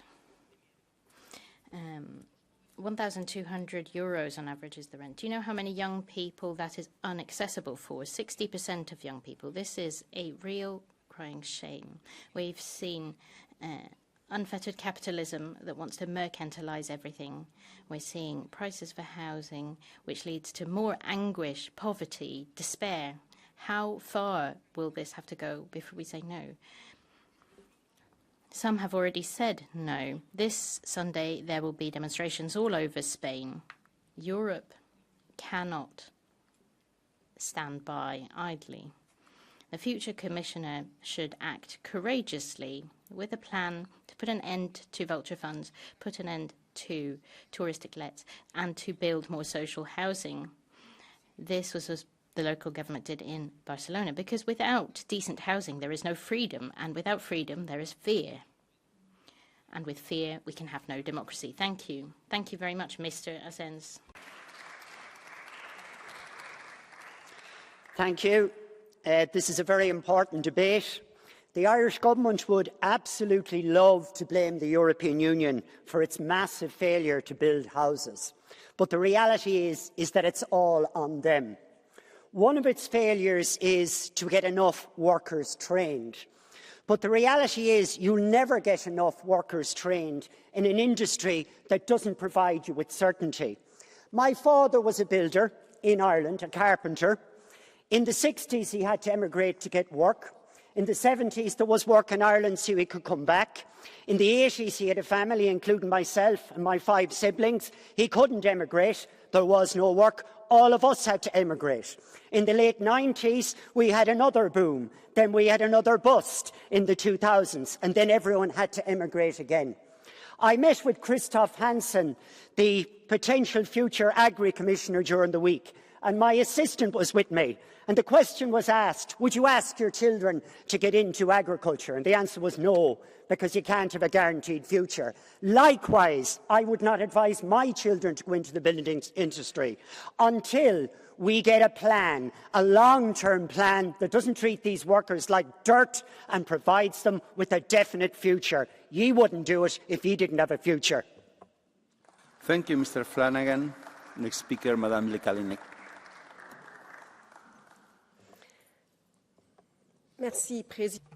Thank you, President. Commissioner,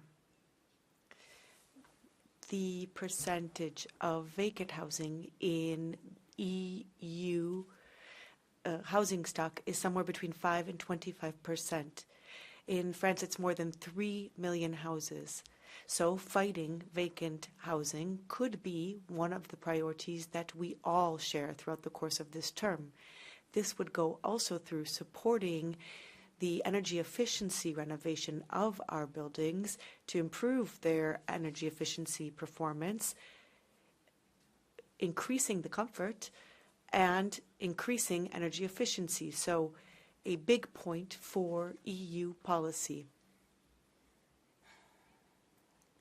On the other hand, we do not have enough public and private investment. The President of the European Commission has determined that there will be a Commissioner for Energy and Housing.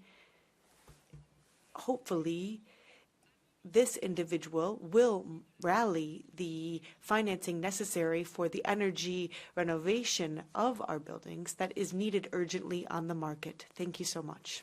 Madam. Our next speaker, Mr. Jørgensen.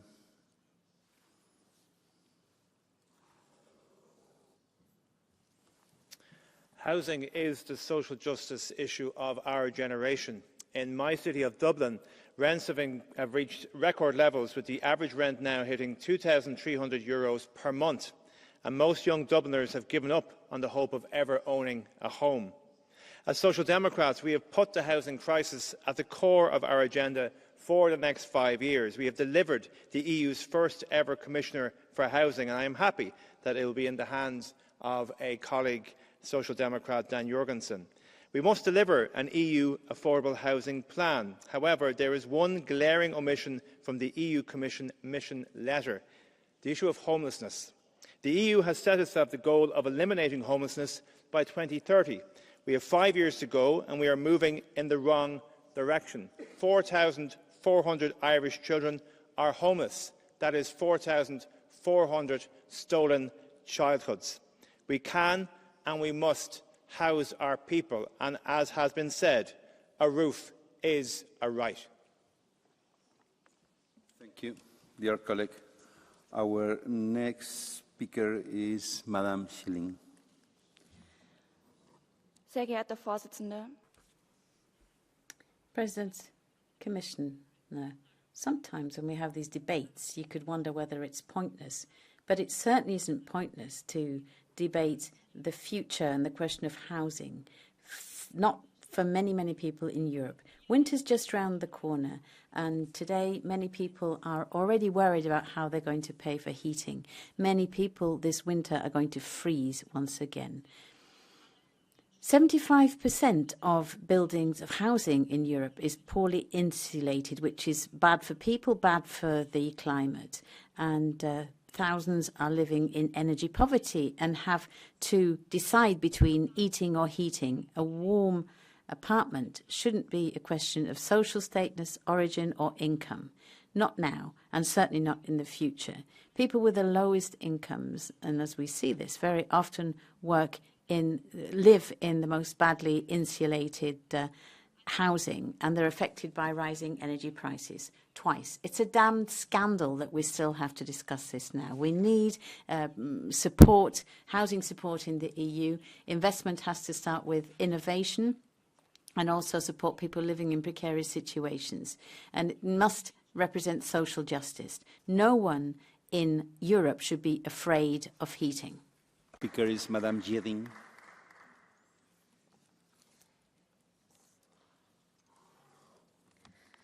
Tack så mycket.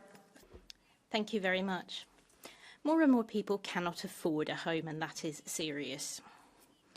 Today, the EU is an obstacle to Swedish housing policy, and I say this having for years worked on rental law and supporting renters on the housing market. We don't have social housing in Sweden, but current state aid rules from the EU prevent our public interest companies from constructing and managing housing at basic cost. homes for people is not just any good. Having a roof over your head is a human right. It is positive that the Commission is now going to draw up plans for constructing more housing, but it has to work in countries that do not have the concept of social housing too. So I will expect focus on recasting the state aid rules and that we prevent speculation when it comes to people's homes, as well as strengthening the rights of renters. Thank you very much. Our next speaker is Madame Bartuvaitis Faltak.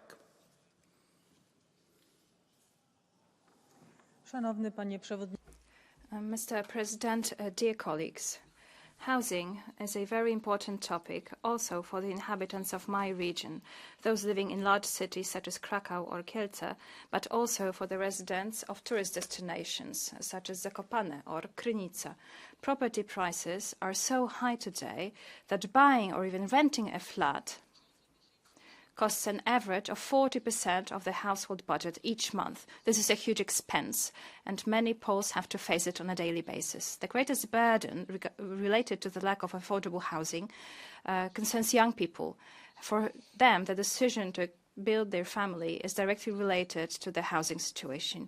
I would like to appeal for the European Commission not to forget the elderly, but also people with disabilities, because they have been waiting for assisted housing to develop. Their independent life of people with disabilities depends on access to such housing. I would like to thank the European Commission for their commitment, and as Vice Chair of the Committee on Employment and Social Affairs, I look forward to our good cooperation to ensure decent and accessible housing for everyone. Here in the European Parliament, we need to come up with a comprehensive and viable solution backed up by funding from the cohesion policy. This is the only way in which we can help preserve the current demographic trends in the European Union. Thank you. Thank you very much, dear colleague. Madam Penkova, you have the floor.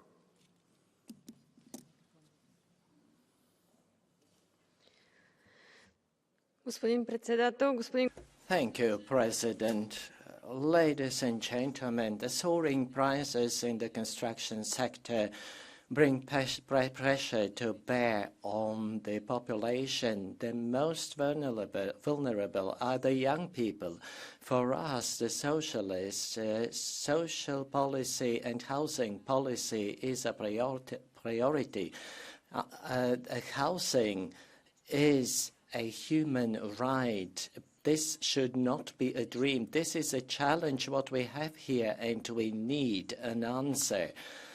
Ursula von der Leyen suggests a plan, but this plan requires more, poses more questions than answers. The Bulgarian Socialist Party provides solutions such as subsidies for young people, for first buyers, a special social program for energy efficiency. Only in this way we can decrease energy prices for the households. Thank you. Tiene usted la palabra. Mr. Barrena, the floor is yours. Gracias, Presidente. Thank you, President and Commissioner. Good afternoon. The conditions and demands of decent housing for all citizens is a cross-cutting subject. We need it from the public aspect in terms of housing. And when we have a liberal approach to the market that is supposed to self-regulate, well, what we've seen is that has not been able to guarantee basic rights. Housing policy should start from the point that it is a basic human fundamental right and not a commodity, not something up for speculation. Public administrations need to ensure this focus. In Spain, there is a legal tool that would put a ceiling on rent prices. And the brief time that it's been in place, it has actually contained prices. Now, we've also seen that there would be a restrictive regulation on tourist rentals and limits on the expansion thereof. Also supporting rent culture when it comes to ownership. This is in the hands of the member states, but we need to take the measures to really give impetus to this change that is absolutely necessary. And I would welcome, therefore, the new commissioner who will not be for lack of work. Thank you. Thank you, President. I'm glad that at last housing has been recognized as a European issue. We have millions of European citizens that can no longer afford a house, or they have to spend more than half of their income to pay rent or a mortgage. And this, beware, it does not simply affect, as in the past, lowest income household, but is increasingly affecting the middle class. And this has heavy social consequences, as increasing risk of poverty, but also economic consequences. In certain areas, firms can no longer attract or retain workers simply because the salary they can offer can barely cover for rent. So this is really a problem we need to address, and it's crucial that the EU starts playing a role in supporting affordable housing and public investments, as many colleagues have mentioned. But beware, there are many other aspects to be addressed. For example, why does the official measure of the inflation rate, which serves as the basis to negotiate wages, exclude the owner-occupying housing costs, for example? And also think about our banking and financial regulation. Is it adequate to address and prevent speculative bubbles in the housing market? There are many things, a lot of work that has to be done to fully understand and address the causes of the problem and trying to find some European solution, keeping one principle in mind, that housing is not just a market like any other, but is a primary need. Thank you. Thank you, madam. Nuestra siguiente oradora es la señora. Our next speaker is Ms. Galan. Gracias, Presidente. Thank you, President. Commissioner. Owning a home is no longer possible for everyone. Owning a home has unfortunately become a privilege for just a few. Owning a home is something, if we continue on this path, will be something we tell our children and grandchildren about as something belonging to the past. And if we don't stop this, Commissioner, and this is a huge challenge for you in this, we're going to have to explain to our children why in this Parliament we did nothing to stop housing being a right that is hijacked by speculative funds, by vulture funds, and by all of the main housing speculators. Commodification of housing affects, in particular, our young people in the EU, and it's the big black hole that the economy of millions, thousands, millions of working families is being drained. It means that, well, we heard how much things cost, 60 square meters, paying more than 1,200 euros wherever in Madrid. This is a social emergency, and it's our moral obligation to set up a directive from here which will protect access to decent housing. Access as the fundamental right that it is, and as a protected public service, just as we do with health or education. And that needs to be backed up by funds which will support these measures. This weekend, the streets in Spain, in Madrid, many other cities, are going to be in uproar because we're going to be demanding housing as a right, not as a business. We have to listen to the citizens. Let's listen to them. Let's do something. Thank you. Our next speaker is Madame Gomes.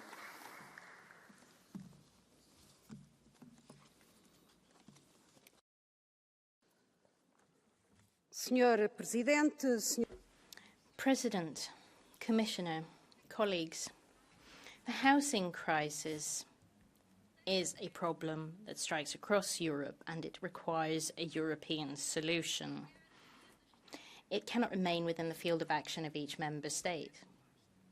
In addition to having a commissioner with that specific file, which is something the Socialists have demanded for a long time, we need a true Marshall Plan for housing, which mobilizes European resources for social housing, as well as for houses that the middle classes and our young people can afford to pay for. The current market does not serve the majority of our families. Building lives and stability for families is dependent on decent housing. We currently have homes where 3 generations cohabit.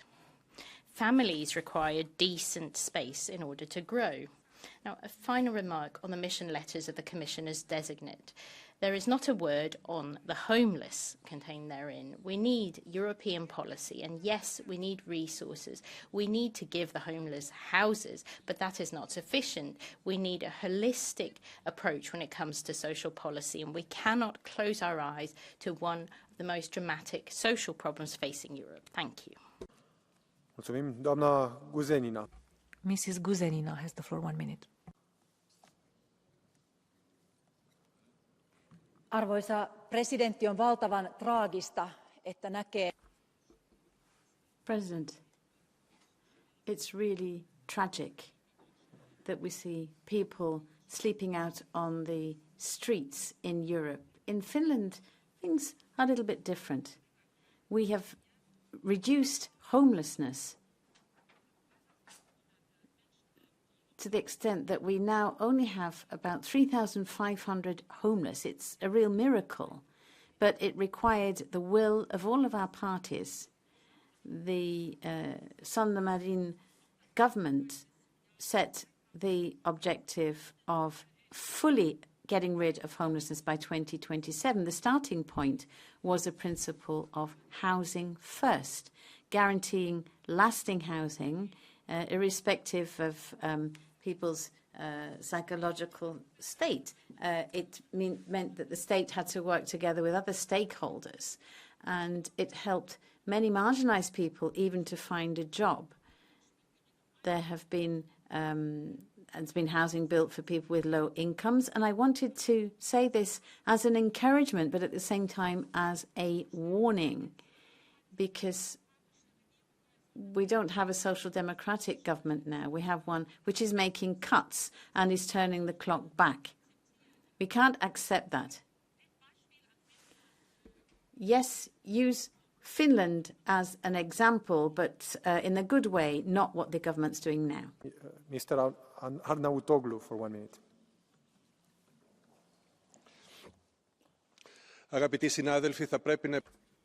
Colleagues, I'm going to repeat what's already been said many times today. That is the right to decent, accessible, affordable housing. It's a fundamental right for every European citizen. But the housing crisis is getting worse, affecting young people in particular, but of course also the more vulnerable. In Greece, the problem is massive because young people are unable to find housing, and that's led to a really critical situation. So Europe has to act immediately, following successful examples we've seen in Spain, Portugal, investing in Greece in particular through the funds as well. So this housing has to be made available for rental at low cost under social conditions. Now, there will be measures which can provide low energy buildings and affordable housing, but at the same time protect the rights of tenants and support people who are being affected by the crisis. And we also have to focus on income as well. All of this is linked to the huge question of demographic rates as well in Europe. Dankeschön, Vizepräsident Negrescu. Thank you, Vice President of the Commission. Housing is not a financial product. Housing is being at home, feeling safe, coming home from education or work. It's a fundamental right. Now, the housing industry has been speculating, and over the last 5 years, we've seen a 25% increase in housing costs. But students, people living alone, single parents are earning less, and it's been difficult then. This is a structural problem, one that exists across the face of the EU. And Vienna is an example of how it can work because it's constantly investing in affordable housing for everyone. But we need framework conditions in the EU. We need subsidies to be addressed in the EU. We have to also put an end to speculation and empty buildings. Vienna is an example for the EU. This is something that must be made a reality throughout the Union. Thank you. Mr. Nardella, for 1 minute.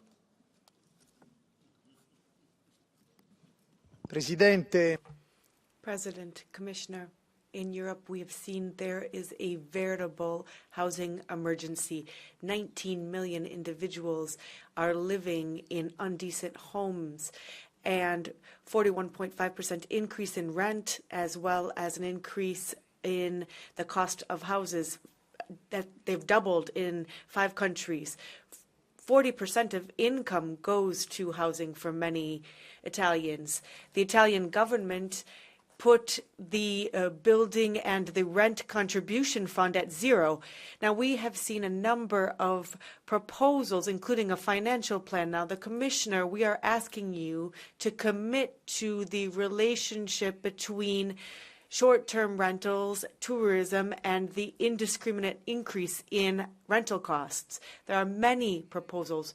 For example, new rules in the member states giving more rights to mayors to regulate tourist and short-term rentals, also looking at the platforms that are managing the bulk of the market. Now, in Florence in November, there will be a conference. The right to housing is not a luxury, it is not a business, it is a pillar of European society, and we in the S&D, we will commit to making this a reality. Thank you.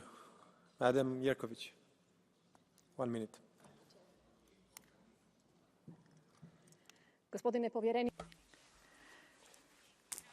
Mr. Commissioner, millions of people across Europe live under pressure due to high prices of real estate, high rents and energy bills. Many people are indebted while banks are making extra profits. This is not a challenge that our citizens should face on their own. It is absurd that today young people have fewer options when it comes to housing compared to their grandparents and parents. That is not fair. Housing as a basic human right should not depend on someone's salary, on market trends and speculation. It is not enough to speak. Politicians must take on their responsibility for safe, dignified and affordable housing for all. And the Charter on Social Rights says that the government is responsible for protecting citizens from poverty and social exclusion. The European Union should help them with its knowledge and funding, and it should enshrine affordable housing as one of the fundamental human rights in European legislation. What are we waiting for?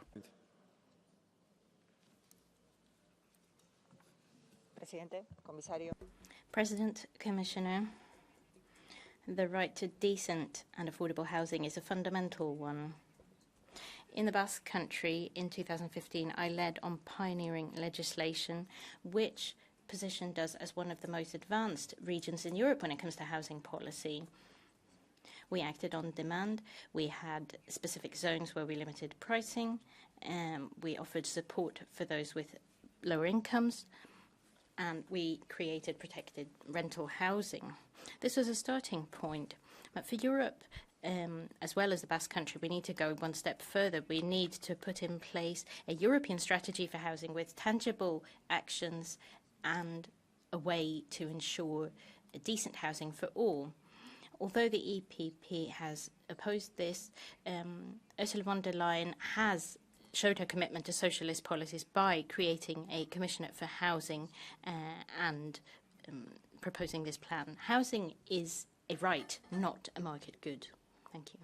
Madam Schöring-Bielkus, for 1 minute.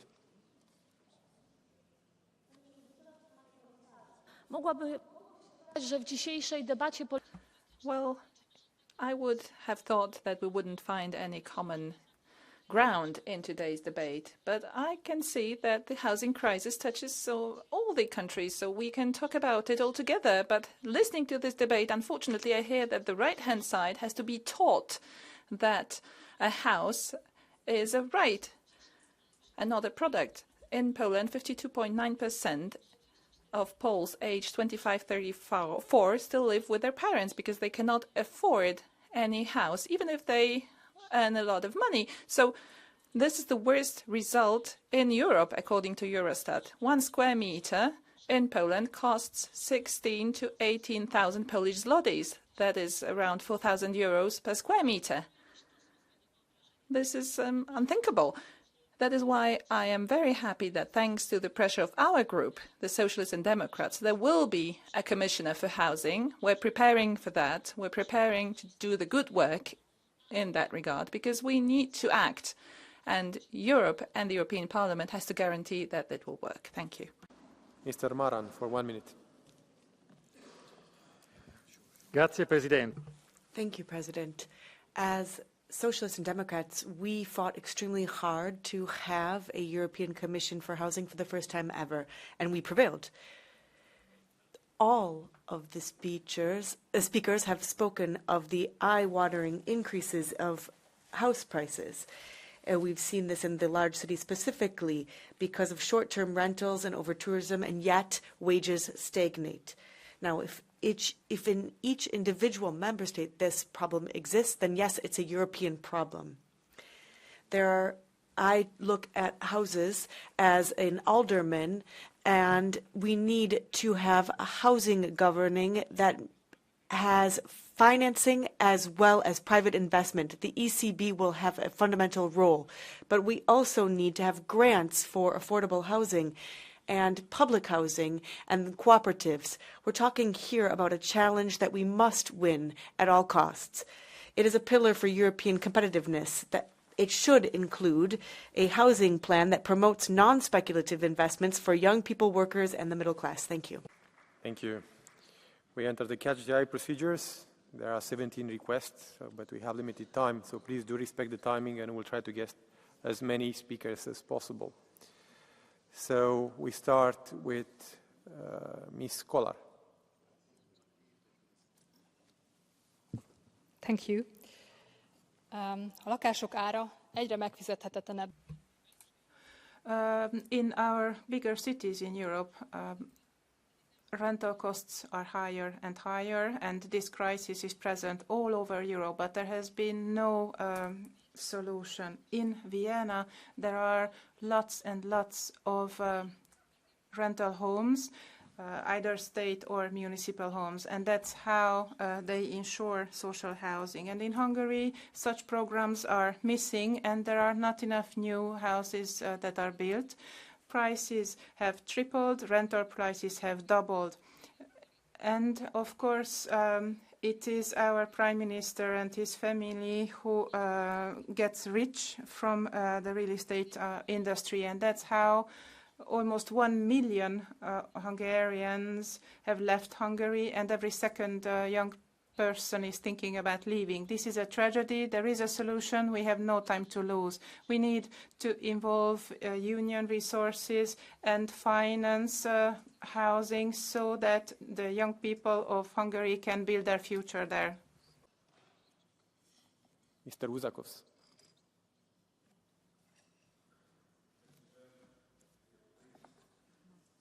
The mic, please. Thank you, Chair.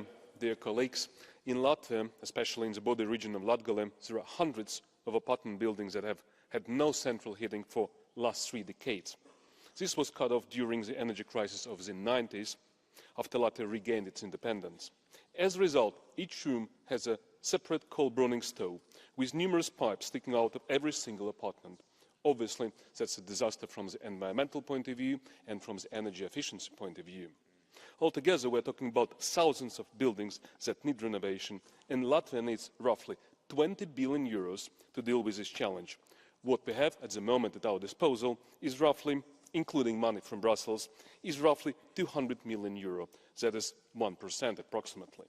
providing sufficient support for building new affordable housing, and at the same time providing sufficient support for renovating existing housing, especially in the eastern part of the European Union. That should be two pillars of the European housing programme. Thank you, Chair. Thank you. Madam Sardone, if she's here. She's not here. We move to the next speaker, Mr. Gyadi.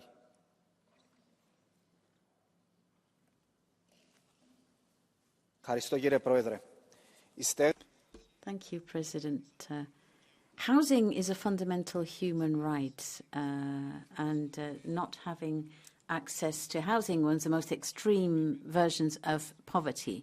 So the commitment that by 2030 we should rule out homelessness is very important at EU level. We are all ready to support this principle in my country, but we see the opposite happening in other countries such as Spain. Banks are not respecting the right of ownership, and they basically are taking back first homes. And on the basis of a incorrect law, we are throwing people in together with people with serious economic problems who are unable to pay off their loans. And that's why we are proposing protection of the most vulnerable and to put an end to speculation at European level. We have to say no to this activity of banks, and we have to protect the right of people to own their first home. RentnerInnen, die nach Jahrzehnten aus ihrer Wohnung vertrieben werden. People have been forced out of their homes after decades. Students can't find affordable rooms, and families live in apartments which are far too small. Now, housing policy is the social question of the time. It's a scandal that increasing numbers of people are seeing huge increases in their rents when the main housing companies are paying out huge dividends to their shareholders. It's really important to stress that housing is a fundamental human right. It cannot be the object of speculation. It's correct that the EU Commission wants to come up with an action plan, but please do not forget the role of the major housing concerns, the role of the financial markets. Housing cannot be the object of speculation. We need rules which ensure that everyone has access to affordable housing. Thank you. Mr. Oliveira. Senhor Comissário, a dificuldade em Commissioner, the difficulty in finding affordable housing is growing, and it affects people who are already in a situation of poverty, but increasingly also the middle classes. These difficulties in finding housing is a consequence of the liberalisation of the housing sector, speculation of real estate funds, the state abandoning its role, and the high interest rates of the European Central Bank. Rather than propaganda, we need political measures that guarantee the right to housing. We must protect renters, and we must reduce the ECB interest rate.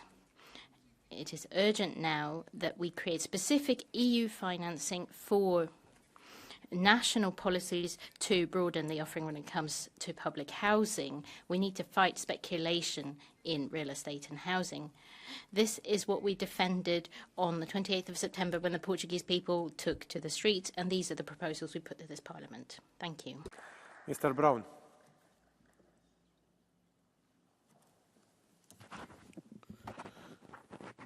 Are you kidding? Those of you who support this ridiculous directive, this ridiculous concept of helping where you brought damage, mending what you spoiled. Is this the same place where that famous energy efficiency directive was so highly acclaimed? Is this the same European Commission that introduced that bill? let's introduce your Euro-communism in Sahara Desert, and very soon we will be short of sand. So I've been there, I've seen that. I come from the country where socialism was forcibly introduced from Moscow, and now you're trying to repeat the same from Brussels. Thank you very much.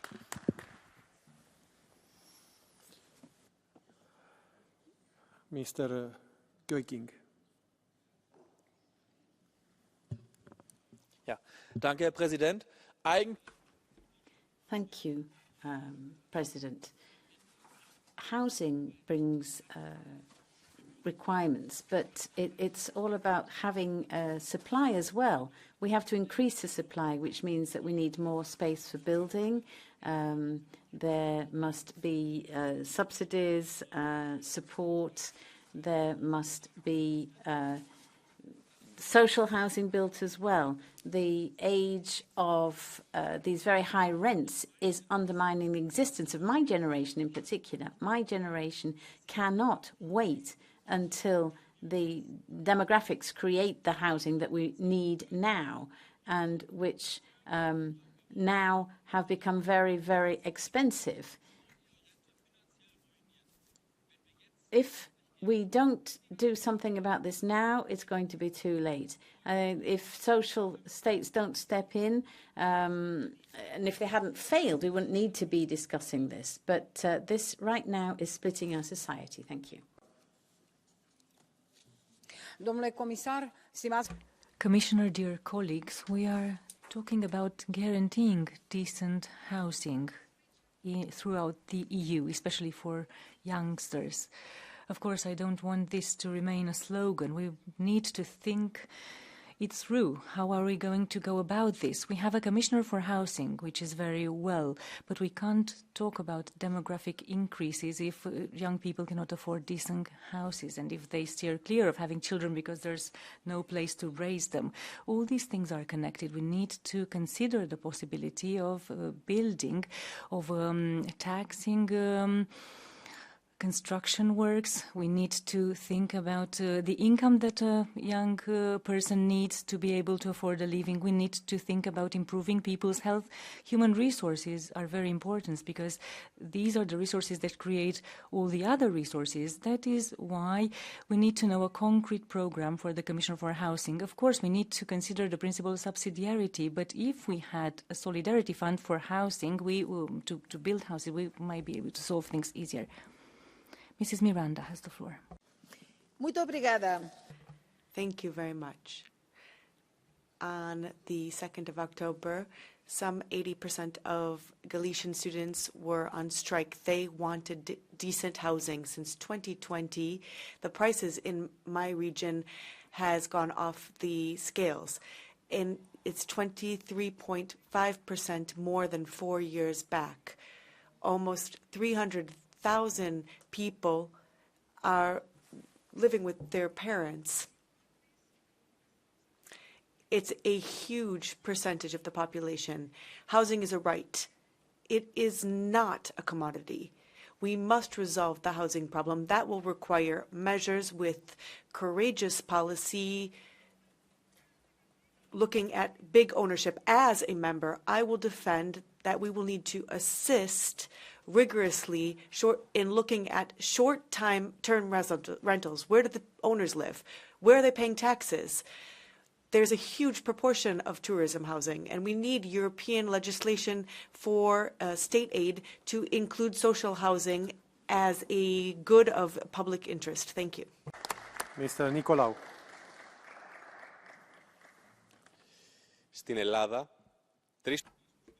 In Greece, 3 out of 4 people who take a loan is for housing. Huge numbers of people are still living with their parents, and students are struggling as well. The reason is capitalistic ownership, the provisions introduced by the EU, and the race to support the banks. the New Democracy government is forcing people to take out loans so that the housing companies and banks can make profit as well. And people who are suffering from these are people who are vulnerable with disabilities. Their houses are being auctioned off, and it's all for the benefit of banks and funds. But the people fight for the rights of the people, and we want to put an end to the auctioning of housing. We want to protect workers' rights. We need also to see an expansion of student housing. Hvala lijepa. Primjereno i priuštivo. Thank you very much. Unfortunately, dignified living nowadays is a luxury, especially for young people who are trying to start off in their life. The prices of rent are simply too high. Eurostat says that between 2010 and 2024, the real estate prices grew by over 40%, and rent prices are also have also skyrocketed. But we know that in some member states the growth was as much as 200%, which is rather incredible.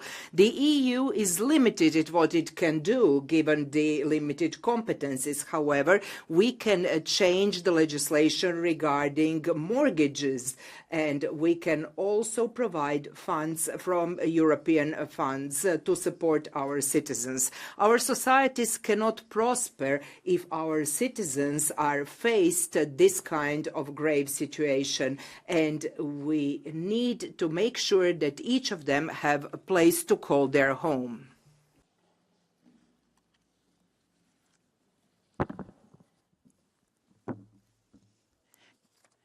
Gracias, Presidente. Thank you, President. Access to housing is a challenge that faces all the EU countries, but it is particularly critical in rural areas.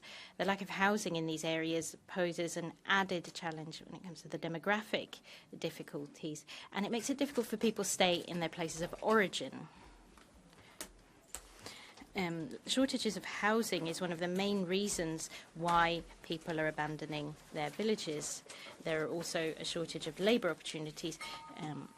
We are facing a challenge that we must face head-on within all institutions and across all territories. This should be a priority in our future European programme for affordable housing. This is an opportunity, but a responsibility that is incumbent on us all.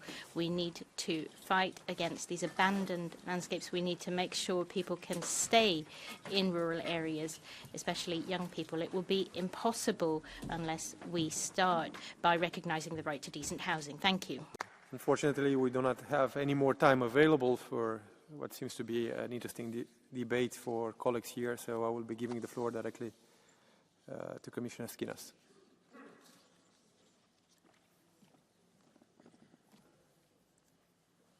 Thank you, President, honourable members. I carefully listened for quite some time the interventions on this subject, and indeed we have come a long way when we're discussing the issue of housing. May I remind you that some time ago there were only questions whether the EU had competence of any kind on housing policy, and now I see that there is a clear convergence of views on how the EU should move ahead. The eagerness to address the challenge of affordable housing has also been expressed not only by this House but also by the ministers in a declaration that they agreed in Liège last March. So we do have a meeting of minds, and we want to make sure that the next steps will be concrete, specific, tangible, and effective. I want to reassure this House that we at the Commission are ready to play our role and do what is needed. And we will proceed in full respect of the subsidiarity and proportionality principles. Our objective will be to support, not to replace, our member states and local authorities. There are big margins for exchanges of experiences and learning from each other. And here the Commission can and will play a pivotal role. And of course, we are not starting from scratch. The Commission can build on successful experiences, such as blueprints of Affordable Housing Initiative, the Urban Innovative Actions, the European Platform for Combating Homelessness, the Invest EU project, the Toolkit for Investments in Social Housing. We do have previous experience that can help us. But if we want to promote change, we will need to do things differently, move a step beyond, and go for a cohesive, holistic approach that brings together most of the issues that I mentioned in my opening statement: regulation, planning, energy efficiency, state aid rules, and of course, investment. Investment from existing, but also from new sources. This is what the next Commission is now called to do, and following the calls from this House, this new European Affordable Housing Plan will happen. It will be complemented by a pan-European investment platform, and this would be the twin track on which this debate will follow. It will not be easy, but we shall deliver. Thank you. Thank you. So this concludes the point on housing, sustainable housing, and we move to the next point. Următorul punct de pe ordinea de zi este declarația Comisiei. The next item on our agenda is a Commission statement, prevention of drug-related external borders of the European Union, strengthening them, and need for a comprehensive approach and enhanced Frontex support. Mr. Skinas, you have the floor.